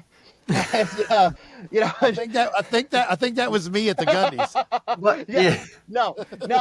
But like, it was, you know, yeah. So, you know, that hasn't happened a lot, and I fully appreciate a lot of guys have weird experience with that when they reach the point where they're getting recognized in public. But it has been surreal because of the the pedigree of the company and the history that they have and my knowledge of that going into it. And then everything I've learned after the fact, man, is just, everything I learned about them from a technology standpoint or a company standpoint, it just kind of makes you more of a fan. And so that's, and I try to balance that with like being a fan of the company, being a fan of the brand, but also trying to be realistic about the fact, like, that's not super useful because I need to put myself in the shoes of the end user, right? And like that's who we're serving, and that is who our products are made for. So, however cool I think holography is, and how I want to go off on tangents about holograms and whether what reality means, like whoa, like let's dial it back. And so, there's been some cool spots in that for sure, though, to say it's been surreal. It's been very edifying. And I think the best part is it has opened some doors for us to be able to work with, interpersonally, right? Not from a forged relation standpoint, but the fact that, EOTech put their full faith, trust, and confidence in forged relations. Other people saw that in the industry, and they're like, I'm going to give you a minute to talk to you. And the fact that, again, like, it's not that we're not adding clients to the Forge Rolodex. We're able to engage with these people who are very busy, and they are consummate professionals, and they are crushing it in the industry. And they're like, hey, okay, if somebody at a company that I know and respect said that you are worth it, it's kind of like they vouch for us almost a little bit. Yes. And we do not take that lightly, and we really appreciate that, and that's been amazing, just to be able to be like, get in front of some people and be like, hey, let me pick your brain, let me have a cool conversation with you, let me hear more about what you do. That has been fantastic. Yeah, they just respect the grind. They see what you're doing. They see the value that you are bringing to that company, and they just gotta, hey, we see what you're doing, we respect what you're doing, and we're gonna take a moment to chat about it, chat with you, because obviously you're a professional. You're doing your thing, and it's kind of more of a adoration, like, hey, I see what you're doing, I respect what you're doing, I'm gonna give you the time of day. And it kind of happens that way, and it sucks to say that, but it's just the reality of any, I don't know, any trade or any people job. Are busy, man. You got to be selective. And the more not just the more busy you are on a business standpoint, but also the more public facing you are, you're gonna have people trying to always take your time. And I don't necessarily mean that in a negative way. There's just, Jordan Peterson talked about this at his shows, where he'll go and he'll spend an hour and a half having 10-second interactions with people because everyone wants to come up and shake his hand and thank him for what he's doing. You just can't get away from that kind of when you reach that level, and I don't think there's really anyone in the firearms industry that's that famous, but still on a smaller scale, that does happen. And so I that's why I never take that for granted. When someone like that, it'll be like, wait right there, I want to talk to you for a minute, and then they actually come back and follow up with that. You're like, oh wow, I really appreciate you, because I know how busy you are, and I know how much of a deliberate action that was for you. I think we've probably had a similar feeling, a similar kind of feeling in the podcast. Getting started, it's like nobody knows who you are. Nobody knows anybody you've ever talked to. Like nobody cares. Nobody cares. Yeah, and it takes a while to like prove that, like, hey, I'm worth your time. Like, and people are starting to see that value, and that it is a good feeling of like, oh, okay, now so and so wants to talk to me. Like that. That is a good feeling. Yes, I've always taken comfort in the nobody cares thing, right? Like some people look at that as very like, oh, that's mean, people should care, and you're like, no, everybody's busy. People are different kinds of busy. There are people I'm very close to who I love deeply, and they will remain nameless, who are very, very busy with their 6 to 7 hour a day job, and they totally have a dog, and they're like so busy and exhausted, and I'm like, but you know what, it's busy for them, right? They haven't done they haven't had like, hey, I worked for 40 hours straight. They haven't done the whole like, I'm taking care Well- of, 2 kids, and because my wife is working her ass off because, I'm broke and I don't make any money trying to follow this dream in the firearms industry, and she's working her ass off and we're making it work and we're broke and they haven't done that, right? And so they Yeah. don't know. They don't know what they don't know, right? It's kind of like Sean Ryan's done a good job of unpacking this with a couple of people. Like, trauma is trauma, right? It doesn't matter what happened. The worst thing that's ever happened to you is the worst thing that's ever happened to you. And it's no different with schedules either. So I appreciate the fact that everyone feels busy. I was that guy, right? Like, my wife has been a consummate professional since she was like a child. She pretty much was just like, hey, I'm gonna be super smart and get great grades, and then I'm gonna become a nurse. And then she just like got great grades and went to nursing school and then became a nurse. It was just like an amazing nurse, and like immediately got a good job and has always held a good job. And she's like, that's just what humans do. And you're like, nah, okay. Everybody's wired differently. Yeah, right. Everybody's wired differently, right? And so I had days where I was like, yeah, I had a good day too, babe. I did something. Yeah. What did I do today? Oh, I put on pants. Aren't you proud of me? I had those days, right? Yeah. So I get it. I have been there. And now I can't. Dude, I just had an amazing weekend camping with my family, and that was super cool. Right And on. I remember I was sitting on this beautiful spot, looking overlooking this river, and the kids are swimming. I'm sitting there with my brother, and I looked over at him and I was like, oh my God, I haven't thought about work for like 5 hours. I almost texted you on Saturday to say, hey, bro, I just hope you're enjoying it, but I knew it would ruin it. Yep. And you had talked to me on Thursday, and I was like, nope, we're not going to ruin this because he needs this. I did. I need it. And then he's like, hey, that's good, right? And I was like, yeah, but now I'm going to have anxiety about not thinking about work. So, But, if you're like me, you get there. Yeah, if you're like me, vacation or stepping away from work is a double-edged sword. It is. You work twice as hard before you leave, and you work twice as hard when you get back. Yeah. Yes. And you always question after you get back, dang, was it even worth Was me it going? even worth it? Yeah. And But- hopefully you but- don't think about how but hard it's- you're going to work but when it's- you get back. But it's always worth it. It is always worth it, man. Yeah. So this podcast, I would not do it justice if I didn't lightheartedly ask you what part of your job is the hardest. And so I've got 2 options for you. Ooh, okay. I'm glad you're giving me options. They're not just going to let me straight put my foot in my mouth. So, oh yeah, you're going to put your foot in your mouth. So, but it's intentional. So meeting a product launch deadline for a client you represent, or being the agent representative of Ben Stacy when I have questions. Needing a product deadline by a mile. Because I can always call Ben and be like, Ben, is your phone broken? It's not. Well then, how about you fucking use it? No, it's hey, for everybody listening, our running joke is for those that don't know me, if you ever get to meet me outside of a podcast, I am a talker.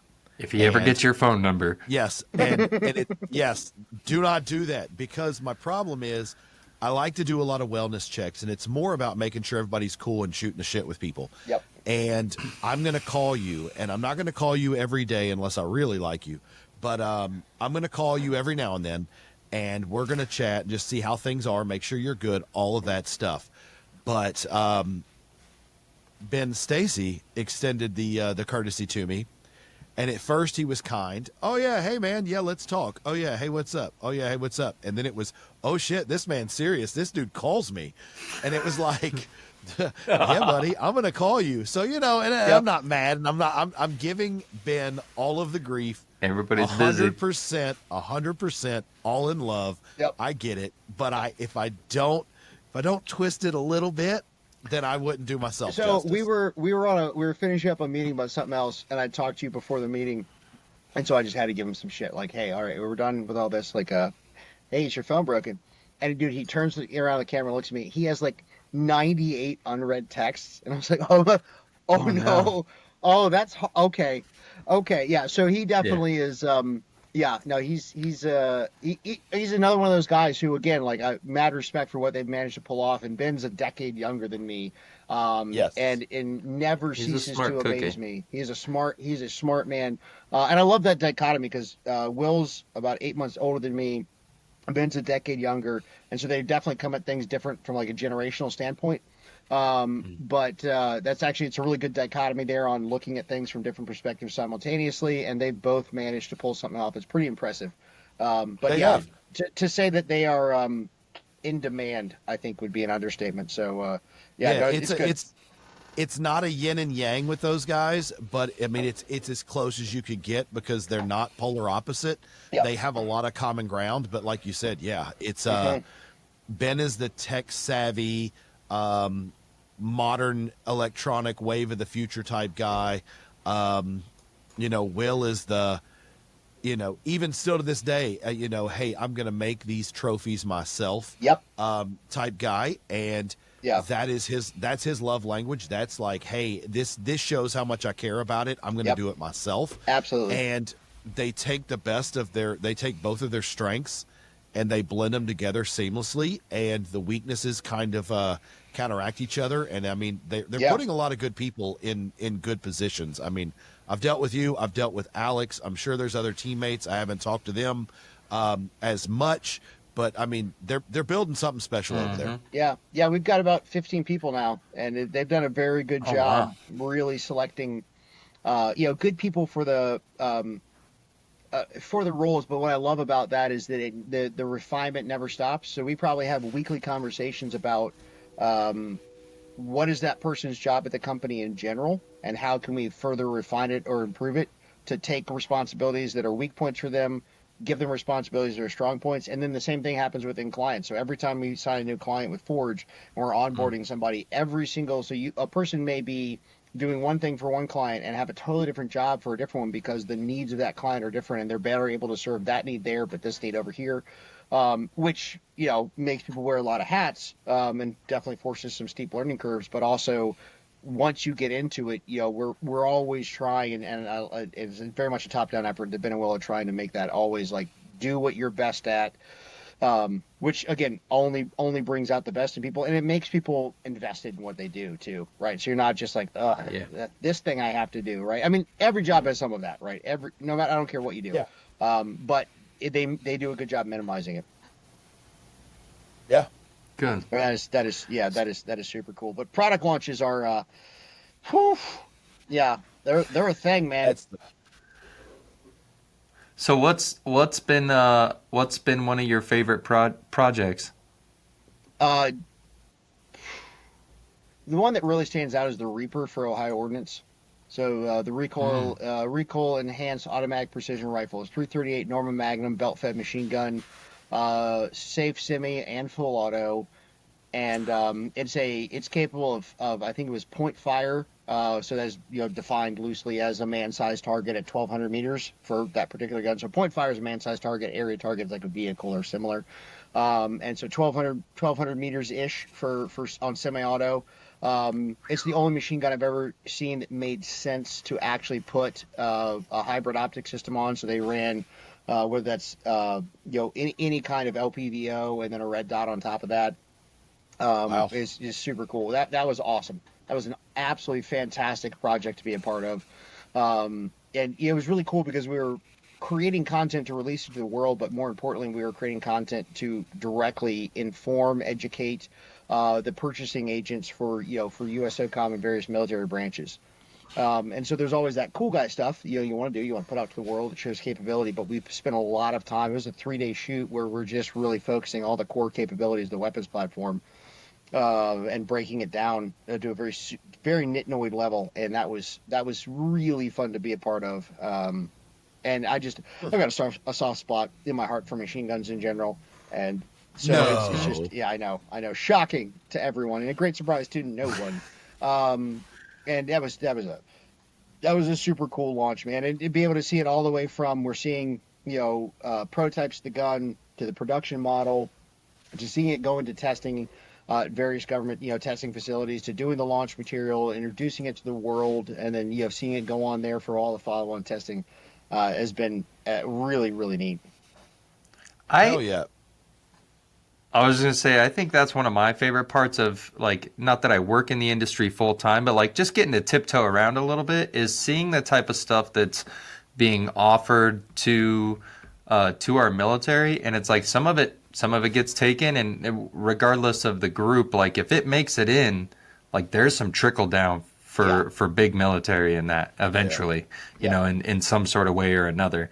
So it's really cool to see a lot of that stuff uh, coming out, and then eventually it makes its way to civilian market in one way or another too. Most of it. It does, and I don't know if you know, the Reaper will ever make its way to the civilian market. Hopefully, one day, Not we'll right. Yeah, hopefully. either I'm on machine the, guns I'm will on, get taken off the NFA, or they'll do a semi-auto only version of it because they have a semi-auto 240, which is very cool. Yeah. yeah. But yes, in general, I love seeing that because moving from the military world to the civilian world and doing all of that and doing the whole civilian preparedness thing, the responsible armed citizen thing, whatever you want to call it.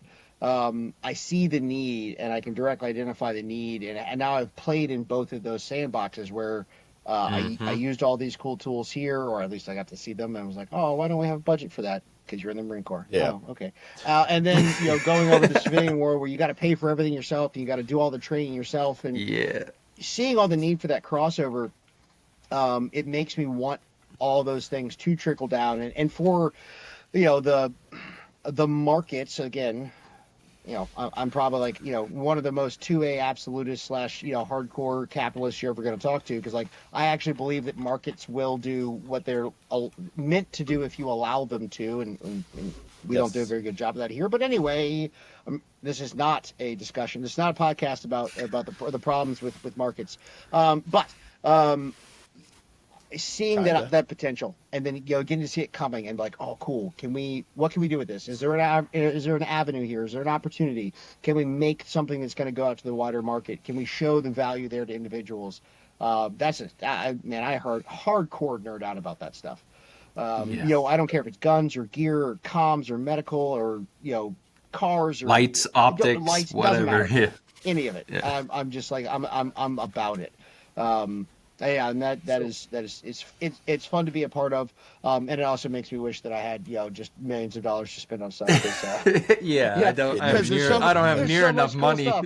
No, I used to think I was cool, but yeah, right. So I want to ask you a behind the curtain question, and I know that you're not going to give away all the trade secrets, nor would I if I were you. And it's not really trade secrets; it's just your work ethic.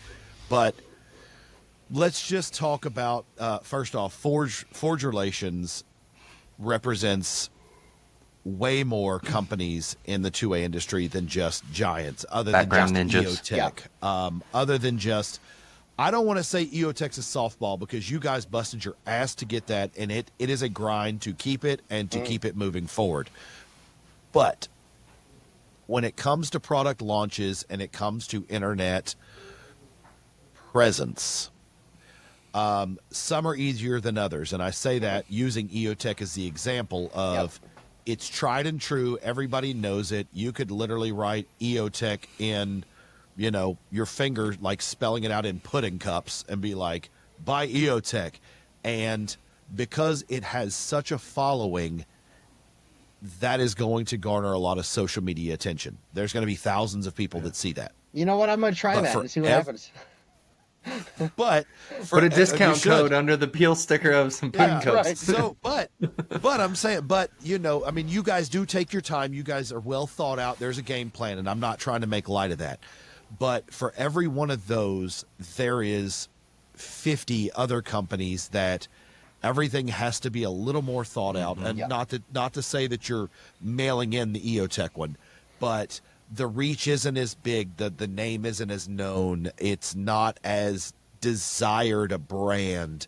Talk about a creative process without one individually, but talk about the creative process from, I guess, hey, we're just signing up this company to, hey, we're going to take this thing out and we're going to social media guerrilla market this thing. Yeah. So it is 100% story. It's narrative. That is I shouldn't say that's all it is, because then people would think it's just the story they saw. Yeah. And that is the end product. But um, again, to cite, one of my favorite orators, Jordan Peterson, if you go back to, prehistoric times, right? We had campfires and we talked about stuff, and then they figured out they could draw shit on walls, and we got cave paintings, and then we got the written word, and then the Phoenicians revolutionized that, and then we move into all the modern languages and yada yada yada. But all of that is narrative at its heart, right? And it's so true that literally the way that you see the world and I see the world and Matt sees the world is the story we tell ourselves, and that's not necessarily reflective of reality in total, right? And anyone who's ever had a loved one say something that was simultaneously shocking and 100% true will reveal that'll peel that veneer of your narrative off, right? And expose the harsh reality underneath. You were lying to yourself, and we all do it.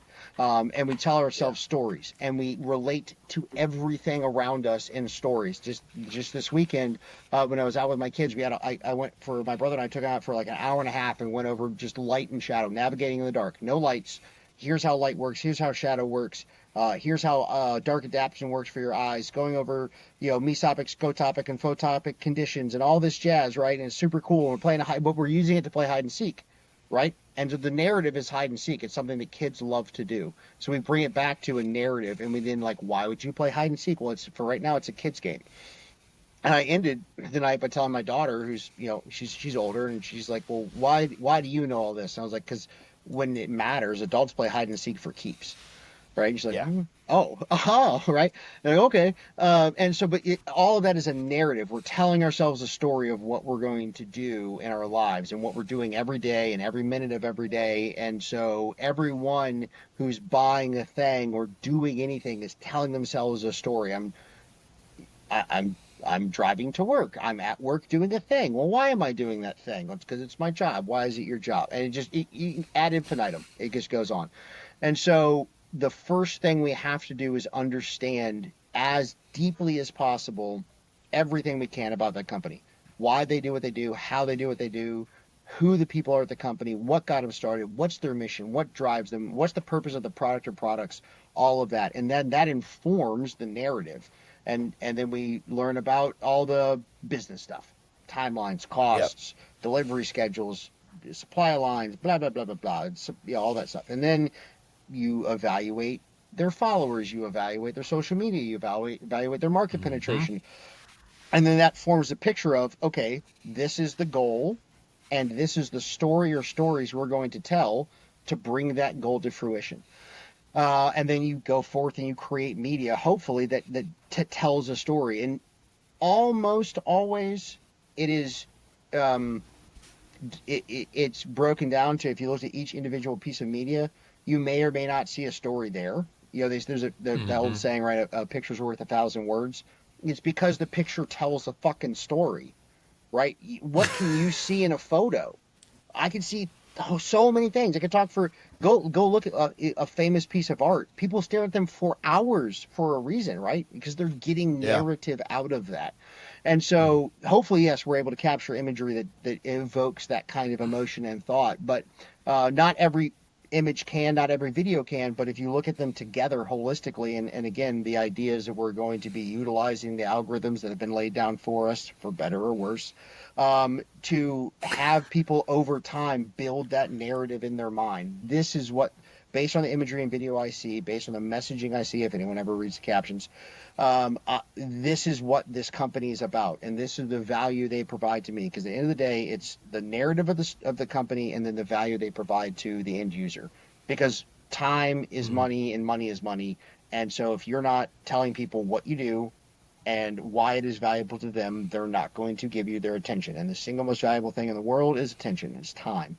So that is, and we have to respect that. So that is 100% what we do from a client-facing standpoint. We respect their time and respect their attention. And then we also cannot lose sight of respecting the time and attention of people who are going to consider paying money for a product. So that's the core foundation of what we do and sort of how we do it. And again, that's not a secret. That's literally basic psychology. Dude, you got Ben and Will, like, if they listen to this part, they're just going to be grinning ear to ear, like, so happy. you nailed Look at our boy. Well, you nailed it, because Look at our boy. It's the art of storytelling. It is. I mean, it really is. And there's a balance, because you got to appeal to the new end user, but Yep. at the same time, you have to keep the current follower or the current user still. You got to keep their attention. You do, and so I actually put something up on LinkedIn about this recently, where I picked some of the most ridiculous photos I could find of Cody from Genesis Arms and I were on the range and had an amazing time filming with the guys from Genesis, and we're being super silly. Then I picked those pictures on purpose, because if you look at it face value, it's like there's some nerds, doing some homoerotic stuff on the range.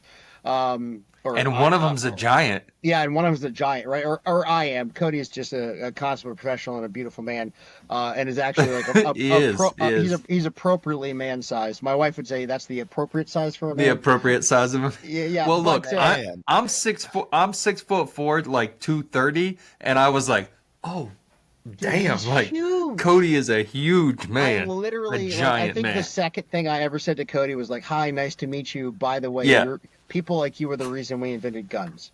Because dude like that. I said, "Nice to meet you, sir." That's all I said. Well, I was just like, dude, like somebody like you hops off a boat and comes right up the beach with an axe. So like, what am I? Come on. Just take whatever you want. I don't care. Fine, have it. Yeah, take it. Take Here, it. let me help you gather these things. Yeah, I'm right. glad Carry them back to your he's a boat. good guy. That's all Yeah, I'm exactly. saying. Yeah, I'm glad he's on our side. Yeah. Yeah, but I picked ridiculous photos because people look at that and be like, "Oh, this is silly," and then I did a whole, sort of went down a rabbit hole, like, "Hey, what do you see here?" Because let me tell you what's going on, behind the scenes. Where like, hey, we both had time in the Marine Corps when, again, like I said earlier, like Marines got to be Marines. We got to do the job. We have shared experiences. We've taken life. We've saved life. We've had buddies lose. We've lost friends. We've been through these experiences together. We're both working in this industry, and we both deeply care about the core mission, right? Which is again a deeply American mission of and okay, maybe the rest of the world is waking up to this a little bit, but like providing life-saving tools to people and giving them the knowledge and the information to use them, because again, it's not a talisman, right? Like have to know how to use a gun. You have gotta to be have it able on to you use when you it. need it. And more than that, like you got to know how to use medical. You need to know how to use communications. You need to know how to engage with your community, because you don't want to be the person on your block who everyone thinks is an asshole and an introvert when the balloons go up, right? Like that's a bad day. You're gonna lose. You're gonna get beat to death with a hockey stick by a mom whose kids are dying because you fell asleep. Like that's the harsh reality of this shit, right? Like you're gonna die holding a 4,000 rifle in your hand, falling asleep because her kids are starving. Like that is how that shit goes when the whole saying like there's 3 days between civilization and chaos. People get hungry, people get thirsty. Like we will revert. And so trying to give people those, very quickly, we will trying to give people like that. And it's not a fear thing. It's like, guys, this is just reality, right? This is no different than why you have a seatbelt or brakes in your car. It is just a thing to help you out. And all we're trying to do is provide knowledge. All we're trying to do is give you the ability to be better prepared for whatever life throws at you. We all hope that, Western civilization or civilization in general continues forever and just gets better, and we all have, flying cars and, I don't know, robots to do my dishes. And that would be super cool, right? Like, come on, Elon. Heck yeah, let's come on, go. Elon. I'm tired of doing dishes, bro. But until that day, we want to just help people out, and that's who Cody is, and that's my motivation as well. And so that's just a whole thing on, anyone cares, they can go look at that. But anyway, it's taking something that on its face looks kind of silly and be like, no, guys, there's so much more here, and there's so much more in everything you see. Yes. If I can extract that, and I did hopefully show like what appear to be silly photos. There's a ton behind the scenes here. There's more to see than just what meets the eye. don't judge a book by its cover, whatever, platitude you want to use, then hey, that's probably a thing elsewhere too. Like take a minute, right? Like maybe scroll a little slower, because there's more going on than what you may think initially. I was So. gonna say, if you could change one thing about the industry right now, what would it be? Because it sounds like you're kind of saying that. It sounds like you're kind of saying, hey, you can take these photos or this caption or 10 this post second video. you could take this crap. 10 seconds at face value, but if you were to just, peel those layers back a little bit and look at all of the underlying or the undertones in the post and see everything else, you would probably unwrap so much more and gain so much more Yeah, from it.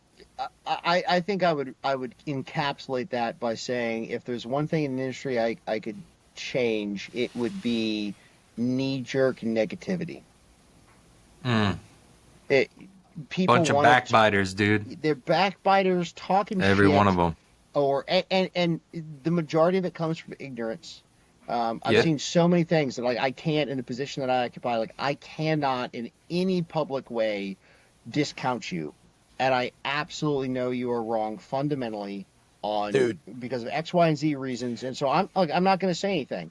And so part of me wants to say like I just wish more people would listen more and talk less, right? The whole like you have two ears and one mouth thing.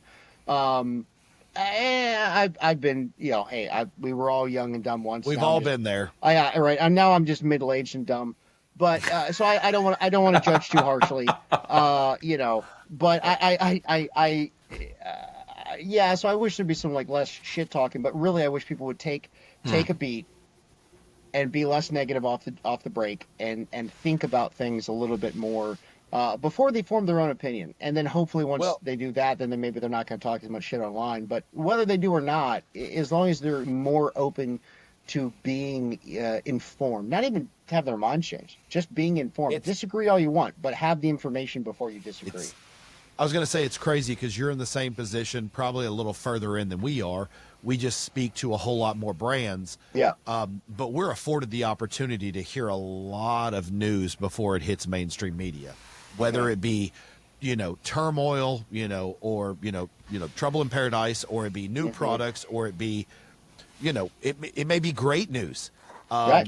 And it's just, we can't let that stuff out until the person lets it out. Yeah. And so, like you said, when we see people, for lack of better terms, when people are out there talking shit about a product, a brand, or praising something or a product, and the truth, it's kind of hard sometimes, but you have to bite your tongue because we lean on other people in the industry like you. I mean, there's been countless times that I have literally told you other brand trade secrets. Just, I'm talking to you about these as a friend, offline, no judgment. Like, hey, here's where it's at. Here's what's happening, or here's who's approaching me with this. And it's not that I can't keep a secret, but it's more like the more you're in this industry, the more you realize everybody else in the industry, or most everyone else, knows the same things you know. Mm-hmm. So the only person you can really talk to about these things are other people in the industry that know. Because you can't put that stuff on mainstream. There's things happening right now in companies and products and things that I would love to scream from the mountaintops, but I'm not doing anybody a service. I'm not serving anyone with that news. So it's you have to vent your frustrations and prepare for the fallout with people who know the same things, unfortunately. You do, and it's. I don't know. I wonder why, and something we actually talk about a lot internally at Forge is we have a normalcy bias of this is what we do every day, and so we very easily can think everyone Is doing it. is doing it or knows it or thinks about it the same way, and so that we want to make sure that we're not making that mistake when we're creating campaigns or media or whatever, right? But I think that kind of thought process is useful in general when you look at other industries that we're not a part of, right? Because just like we're this deeply enmeshed in the defense industry, other people are that enmeshed in education, science, news, whatever. It's all marketing. Right. So yeah, right. Marketing, wherever it is. And so they're having all these same conversations behind the scenes, right? And every now and then we get lucky and get a signal chat leaked, and so we can see some behind the scenes stuff there. But in general, that's not the case, right? And so we get Yeah. to sort of guess, right? And so we're making the same comments, or we may be making the same comments at that industry or those topics that other people are the ones that we're in, because that's not their industry. And so one of the things I do to try to get around that is I have some really good friendships that I really value, not just because of this, but this is one of the cool things they could do is these people they like guns, they own guns, they shoot guns. That is it. They don't do guns at all. They don't do firearms industry at all, right? They listen to a bunch of different stuff. They're on to That's all this nice. different stuff, right? And then so I get to go to them and be like, hey, give me your take on this, right? And it's always so different than anything else that someone I would work with every day or know every day or in the industry is going to think. I'm like, oh, that's cool. This is what other people are seeing. This is what other people are thinking. And then it always makes me think like, okay, what am I missing then? Right? Like, what am I missing when I'm looking at this news or this intelligence brief or because there's a lot of other really, really good. And anybody listening to this, I would encourage you to go seek out open source intelligence briefings. There's all kinds of daily briefings out there from people who are former intelligence professionals. What's your morning poop intelligence readings? Oh, okay. So there's S2 Underground, right? There's the forward observations. There is the President's Daily Briefing, and then the Soldier Systems. Soldier Systems is my industry news, right? Eric has done amazing work for many, many years and is just an amazing dude. I love Soldier Systems for the industry news. That's fantastic. And then in general, like, yeah, I'm always listening to the early warning brief from the Forward Observer guys, not Forward Observations. That's a different group. So Forward Observer guys, they do a morning briefing, which is fantastic. S2 Underground does a really good job. And then of course I can't remember the guy's name. He's a former CIA intelligence officer. He's been on Joe Rogan a few times, but he has something called the President's Morning Brief. Sorry, President's Daily Brief. And again, very interesting stuff. He's got a little bit of humor thrown in there because he can now because he's out. But it's just a good way to sort of get, like, it's not necessarily just news, right? These are Right. topics that are going to be discussed typically days later in the news cycle. So these guys are always ahead of the game. But they're approaching it from like a who, what, when, where, why, right? There's very little, if any, however much humans can remove bias. They're doing a great job of that. Like, hey, here's what happened. Here's the potentially warnings and indicators, potential ramifications, best, worst, and middle scenario, and then on to the next thing. And that's a great way to sort of just get a summation of what's going on around the world and in the country. But anyway, let's say like it's just trying to really be deliberate in my thinking has driven me to think, man, I wish more people were really more deliberate in their thinking. Not to say that I'm doing a good job of it, right? Just being cognizant of the fact, like, I need to be more deliberate in my thinking. If you're cognizant, you're going to do a better job in the future. Oh, exactly. That's my goal. So think more, talk less. Which I know if you guys have watched this podcast, you're like, what? Dude doesn't shut up. Yeah. So Matt, before you get into your final question, we got about a question each, and then we need to hit your last one. All right. Do you have anything? We to didn't go even before warm you him hit up, that? but that's gonna be a good one. Oh, Yeah. So Before you hit that one, do you have another final question? I guess more almost kind of final statements in that, like, I feel like this was a really great talk. I had the pleasure of actually meeting Chase in person this year at the Gundies. We met him on the red carpet, and I was honestly kind of awestruck. Yeah, go watch the interview. Go watch the interview. Sorry. It's a great interview. I had a great time. You guys treated us like rock stars. We didn't have any reason to be there, and it was a great event. I had an awesome time, but like just seeing you shine, bro, like, and I was like, man, I like this Chase guy. So I was really happy we got to sit down and talk with you, and to think the secret out there, people, is just ask a question. It's like if you're trying to build something yourself, just shoot a message, ask a question, because like all this going on, all this EOTech talk, all this Forge talk came from, hey, what do you think about this? It all of it That's what it honestly came from. Yep. honestly, all of it came from a cold call DM on Instagram from Matt. Yep. Because EOTech ducked me when I sent the message, and then Matt sent one like 3 or 4 months later with basically the same format. It's like, this is who I am, this is what I do. You guys want to talk? And it all worked itself out. So it's persistence, and it's, you know, when you're going to talk to these guys, like, they're very busy. All these manufacturers are busy, even the smallest one in the industry. Oh, I get ducked all the time busy. still. So it's you can't take offense to that. It's like, No. hey, you're caught in the DMs from hell from everybody, every company. Hit them again So- in a year. See what happens. Hit them again. Absolutely. So hit him again and hit him from multiple accounts.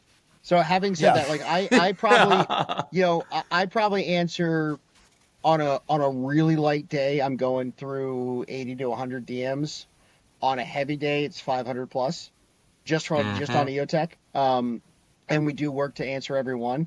That it is an actual question, right? If you're gonna like just get in there and For be sure. like, There's so much I garbage. hate your optics, right? I'll be like, thanks, and See ya. Bye. But unless you're gonna be clever. Hey, if you're gonna be clever and you're gonna come at me with some like really, really good hate, I will take some time and appreciate that, right? We're gonna share it around. I'm gonna screenshot it. I'm gonna send it to the company. Send me the group memes. chat. 100% right, and we're all gonna have a good time at your expense. But and we appreciate your effort.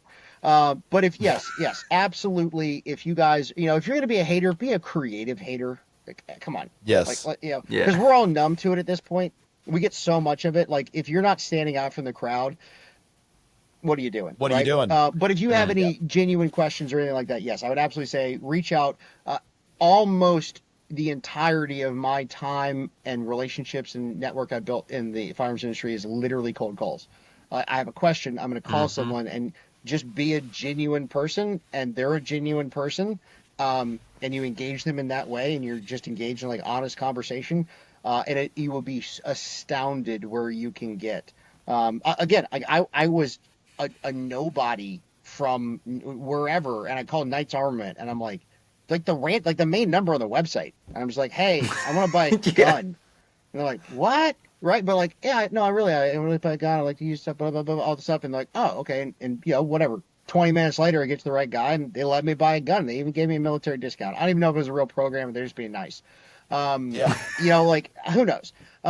So Make a phone call. make a phone call, right? Like take the time, engage with people honestly. Extend the oh my gosh, wow, what am I going to say? It's the golden rule. Treat other people how you'd like to be treated, right?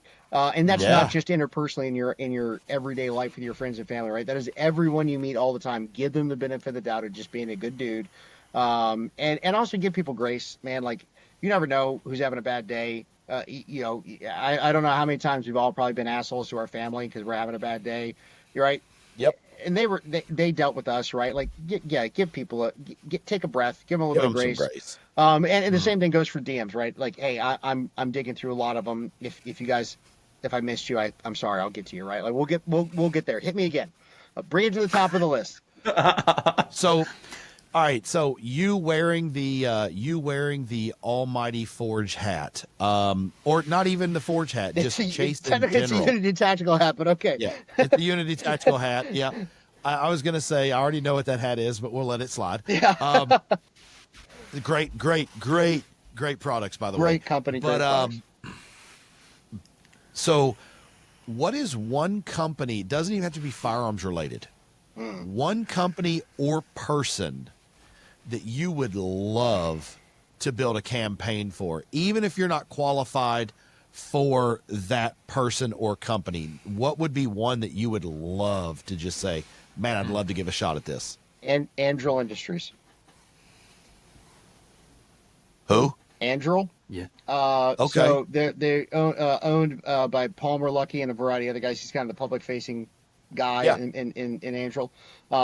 Yes, they are if they are able to be successful and they're able to convince DoD at large, they will change the face of warfare for the United States. And maybe they're wrong, and maybe I am wrong, but I think they're right. I think their model is correct, that they need low cost, high volume tools that do one thing, and they do them very, very well, right? The Browning M2, right? That's a good example. There are still tens of thousands of Browning M2s in barrels of oil that were manufactured in the 40s during World War II. Yeah, and there's that still gun Browning M2s that are used today. They're still, everywhere, right? Like, that gun just works. Is it annoying to headspace and time? Is it overly complicated?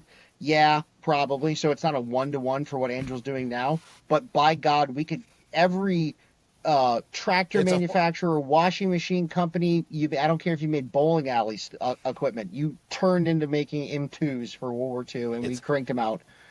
It was a force multiplier. It was a force multiplier. And it still is to this day. You can shoot everything from people to airplanes and light tanks with that thing. And we did. And so, looking back at the model of, gorgeous design. It is a beautiful design. It's a cool thing. Yeah. A different age of engineering, but looking at like why the U.S. was so successful in World War II, a huge part of it was our manufacturing capability and our logistic capability. I don't know if you guys know Nick. He runs the Fat Electrician and the Fat Files. But he's got a whole go look up the episode he did on the our campaign to bring ice cream to the front lines in Europe. We were so far ahead on logistics that we could give the Nazis a fuck you by having cold ice cream delivered to the front lines every day. Like, that's just a psyop. And on both sides, right? It's a morale builder for our guys, and the Germans are like, they have fucking ice cream?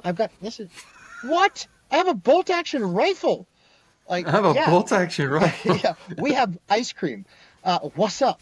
And so, we manufactured our way to victory, and we logistics did it. Yeah, there's like 4 D's there. That's a damn word. It's like I'm going to go with it. There's 7 D's, but it all is there. It's all there, right. It's like thick with 3 C's, right? Like it's just to victory, we did. And so I absolutely think that Angel's correct with the way that warfare is going, especially with the implementation and adoption of AI and electronic warfare. Like, we absolutely are going to need to make a lot of things that do one thing, and they do them pretty well. Enough to get the job done. Again, having good enough, not be the enemy of perfect. And so I would love to do something with Angel and help forward that mission in any way I could. That would be super cool. Hell yeah. Well, Matt, dude, it's that time. And now I'm kind of excited. Like, after this talk with Chase, this might be the best one of these that we get to do yet. No pressure. I don't even know what we're doing. No, there is no pressure. This was built for you, my brother. This was built for you, my bro. This right here. This was built just for you. So at the end of every show, we like to do top 5 guns. It's not the zombie apocalypse. It's not World War III, but those things could happen, and you also have to cover, the styles of shooting that you like to do in everyday life. So turn in all your guns. NFA doesn't matter. None of those kind of rules matter. Ammunition cost, and it can be anything, even if you've never owned it. So, Chase, what 5 guns are you taking for the rest of your life?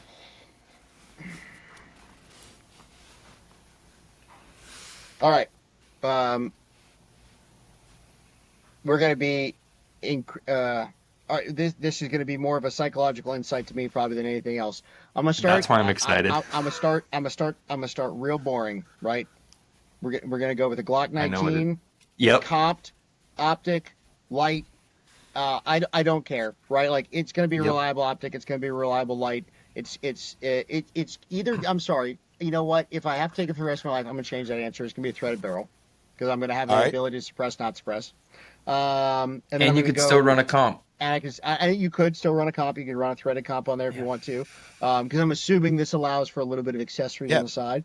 Yeah, you could buy a new barrel. You could buy a second barrel. You can run a second barrel. Yeah. Whatever. It doesn't matter. Yeah. So, number one, that thing you're always going to have on you. I've shot them more than probably any other handgun out there.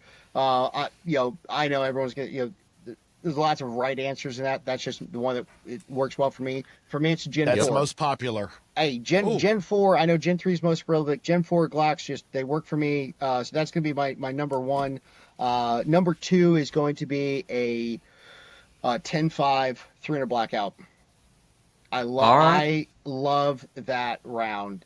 I'm gonna run a Huxworks can on it. I'm gonna run an EOTech. I'm gonna run a G43 magnifier. I'm gonna put them on a riser.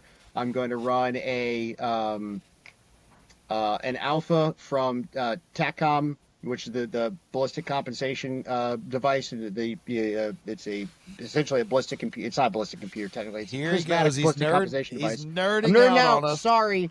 And in front of that, I'm gonna have a Wilcox clip-on, also on a riser, so I can take a thermal and put that in front of my stuff. Boom. I'm gonna have an OGL on there, and I'm gonna have either a Cloud Rain 3 or a Mod Light. I don't care. And I'm gonna have I'm not gonna run a pressure switch on the light, but I will for the laser. Our boy's balling too. And that's how it's going. I mean, that is my do everything, whatever I want to gun. I would sure hope it could do everything. Yeah, without there's $25,000. And there's $25,000. That's right. But the cool thing is that thermal is going to be able to come off and go straight onto my nods or my helmet next to my PVS 14, so I can do that whole thing.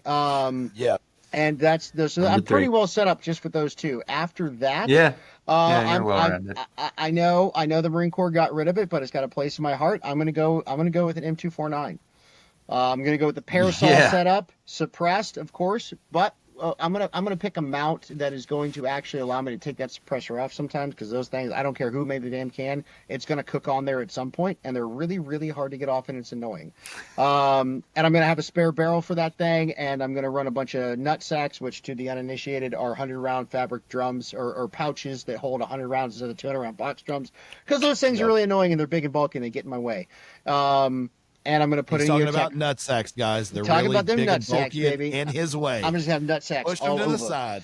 That's right. I gotta go with the belt fed. I do. And I know everyone's like, but all the other capabilities of belt feds and all the other bit. Nope. Sorry. I gotta do that. And then for my fourth gun, I'm gonna go with an Accuracy International in 338. All right. Because I've only had the pleasure to shoot that gun once, but it changed my life. And those things, they will change your life, and they are a mortgage per round. But, oof. I would either put a Schmidt Bender or an EOTech on that. I got to give some love to the Germans. They do some amazing glass. I don't think anyone would be mad at me for saying that for really long range stuff, especially with that round and its capability. That thing's fantastic. Nice bipod on that bad boy, and a couple extra mags, because AI mags are super expensive, so I can't afford to buy too many because I spent all my money on that 300 blackout. And then for my last one, I'm going to change it up a little bit because you guys didn't set any ground rules. And so we've had destroyer battleships, we've had freaking, had miniguns, we've had it all. Yep, absolutely. And so that's where I'm going to go with my third one, which I'm going to count technically as a gun because it's got one on it. But I'm going to go with a Bradley fighting vehicle. Yeah, dude. Yep. And that's a love-hate relationship there, but it is. But that chain gun does work. Let me tell you. And some of the newer models that we're not exporting yet have some really great electronic warfare capabilities, anti-drone capabilities, a variety of just titillating weapon systems on them, and they've got great survivability. We're seeing really good results from them in the Ukraine overall. And so, and I know that it's all crunchy ground stuff, and people are like, well, why didn't you just have like a spaceship?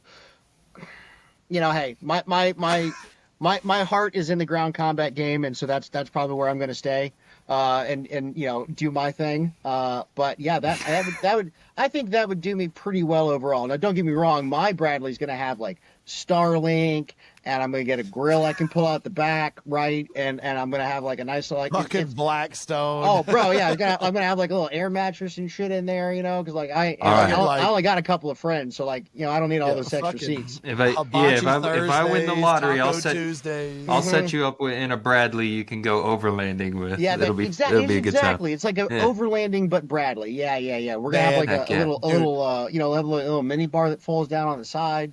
Bro, Yeah. bro, your yearly weekend concert invite would be, you would take it to the next level showing up in a Bradley RV. That's right. That's right. We'll Yeah, write it off everything- for marketing. It's That's fine. right. And we'll get So- one of those little like the car towed trailer things that you put like just the front wheels of the car on. And you see like pulling behind Yes. RVs, and Yeah. you got to pull something ridiculous like a Prius.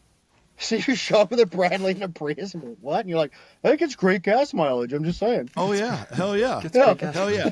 Well, before we close out, Matt, if there was one company, I'm putting you on the spot. If there was one company that you wish that Chase and the boys over at Forge, whether it's going to work out, it's a conflict, or it's not, one company that you would love to see Forge represent, go. Dude, Mark Krebs. Okay, Krebs. Okay, Krebs Custom Krebs AK. Custom. Yeah, dude. Yeah, Yep. All right. man, big fan. I love That's- Mark Krebs. Yep. Mine isn't a conflict because EOTech's not in the game. I would like to see you guys messing with Pard. Like Interesting. Their thermal is life changing. Mm-hmm. It's Yep. watching everything that I've seen and getting to look at some of that stuff at one of the range days at SHOT Show. It was just like, are you shitting me? Mhm. And the, It'll the make warfare. you never want I to mean, go outside. yeah, I mean, either that or I could just, I mean, if we could just come up with an American version of DJI, I'd just say, okay, DJI, and make some drones, damn it. But you know what I mean. Hey, Andrew, I'm telling you, give him time. Give Palmer Lucky some time. That'll be a thing. Well, I don't know if that'll be a thing or not, but that'd be cool. Yeah, that's an interesting one. Also, check out for you thermal nerds, the iNod. That's a Okay. yeah. I did. It was. It's got some of the, it's got the warm and fuzzies, huh? It's got the warm fuzzies. It was as easy to shoot. We were shooting a 6.5 gas gun with an iNod on it. It was about 2 a.m, and we were shooting 1,200 yards, and it was as hard as shooting in Call of Duty. Oh man, It was the dumbest thing because it's hooked up to a laptop, and they're doing all that's the terrible because I suck at Call of Duty. so it that's was doing all the terrible. ballistic compensation for us. It literally got behind a gun, and the guy's like, "You see the crosshair?" And like, "Yeah." "You see the target?" "Yeah." Put it on the target, and you just pull the trigger. And the computer was doing like you were aiming, but like everything was done for you, and it was unbelievably awesome and inspiring, but also like, dude, this is a 6.5 suppressed gas gun. There's that's a mountaintop over there. There's no way you'd ever know we're here. We're completely blacked out. The laptop has an IR screen. We're all under nods looking at this stuff. Like, there's no visible light here, unless they've got night vision. They have no clue we're here, and we're just like, split. And you're like, wow, okay, this is. Ridiculous. I got me this giant coyote on thermals, just standing out in the middle of a pitch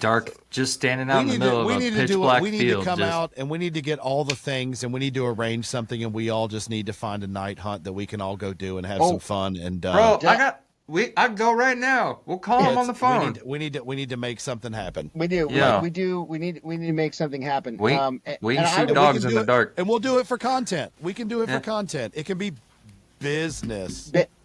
Business. Yeah, that's how you do write-offs, right? Is that how taxes work? I don't know how taxes work. You can't write shit off if you don't make money. So like, well, never mind then. Okay. All right, so I've got one I'm going to turn around on you guys. If you could have one person or company with whoever they send on the show, who would it be? okay, so you each get to answer this. So you get, I guess, technically two. But the caveat is living or like throughout eternity. I'm still picking someone living. I'm picking living just because it's easy. I was gonna go. You know what, Matt? I'll let you do throughout all of eternity, and Mike, you got to do living. All right.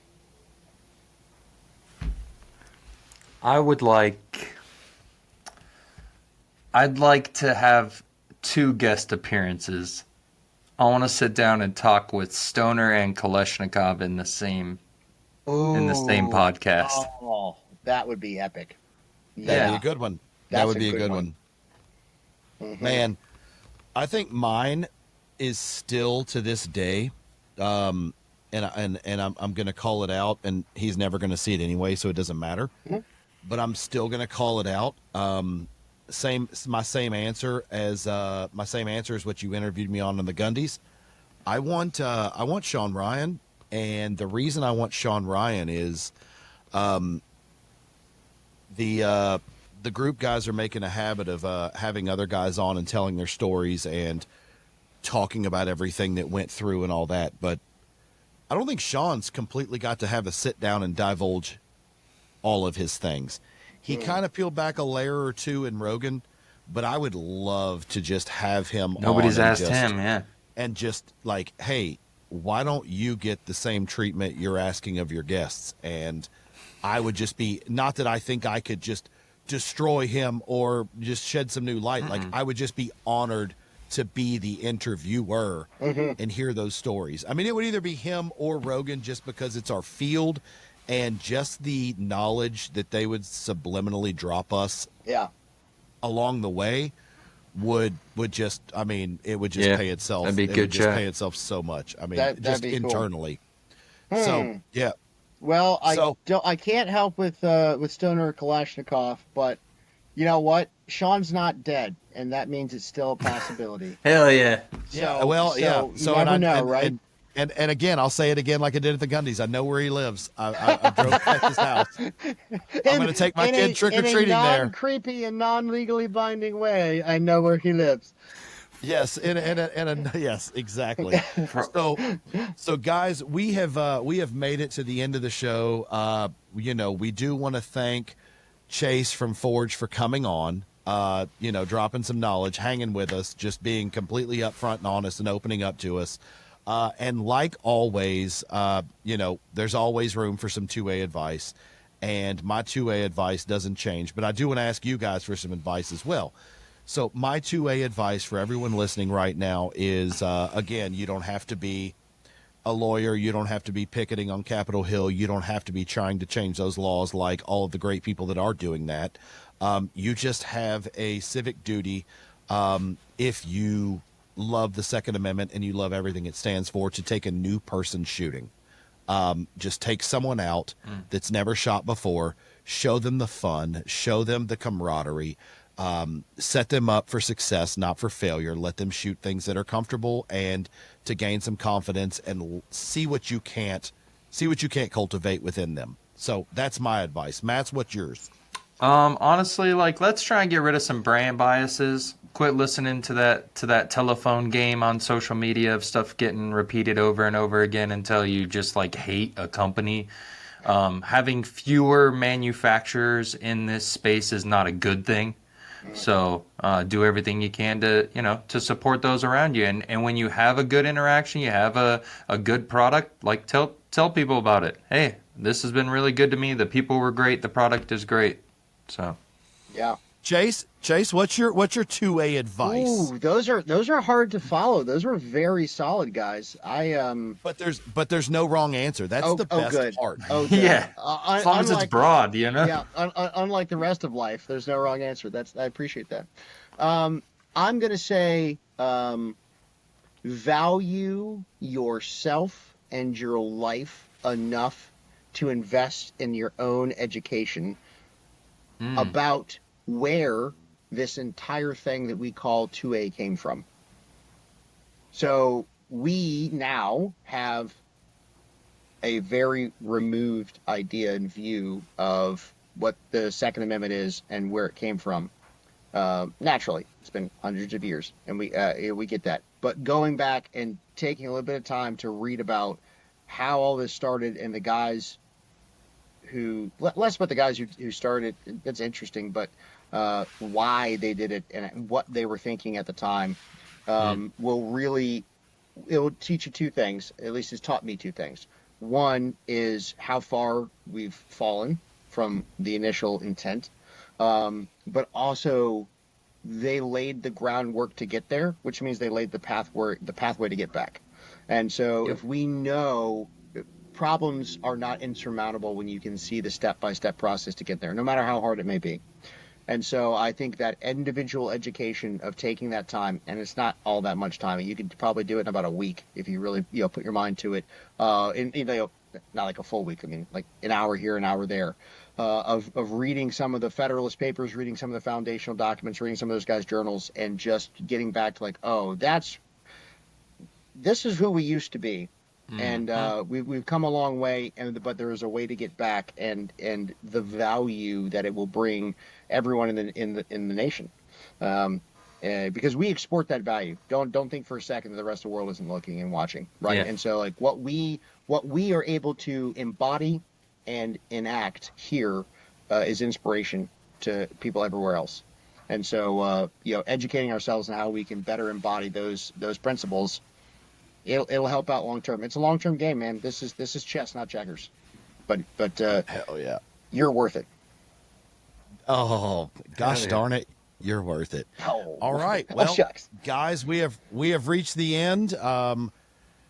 Thank you for watching. Don't forget, check out all of our affiliates, check out all of our sponsors, check out EOTech, check out Wheeler Tools, check out Frankfurt Arsenal, check out We the Free TV, check out Caldwell Shooting, check out Tipton, check out Lockdown Secure. Check all those guys out and check out your favorite people and support them. And on behalf of Matt and Chase, I'm Mike, and we will catch you guys next time. Thanks for watching.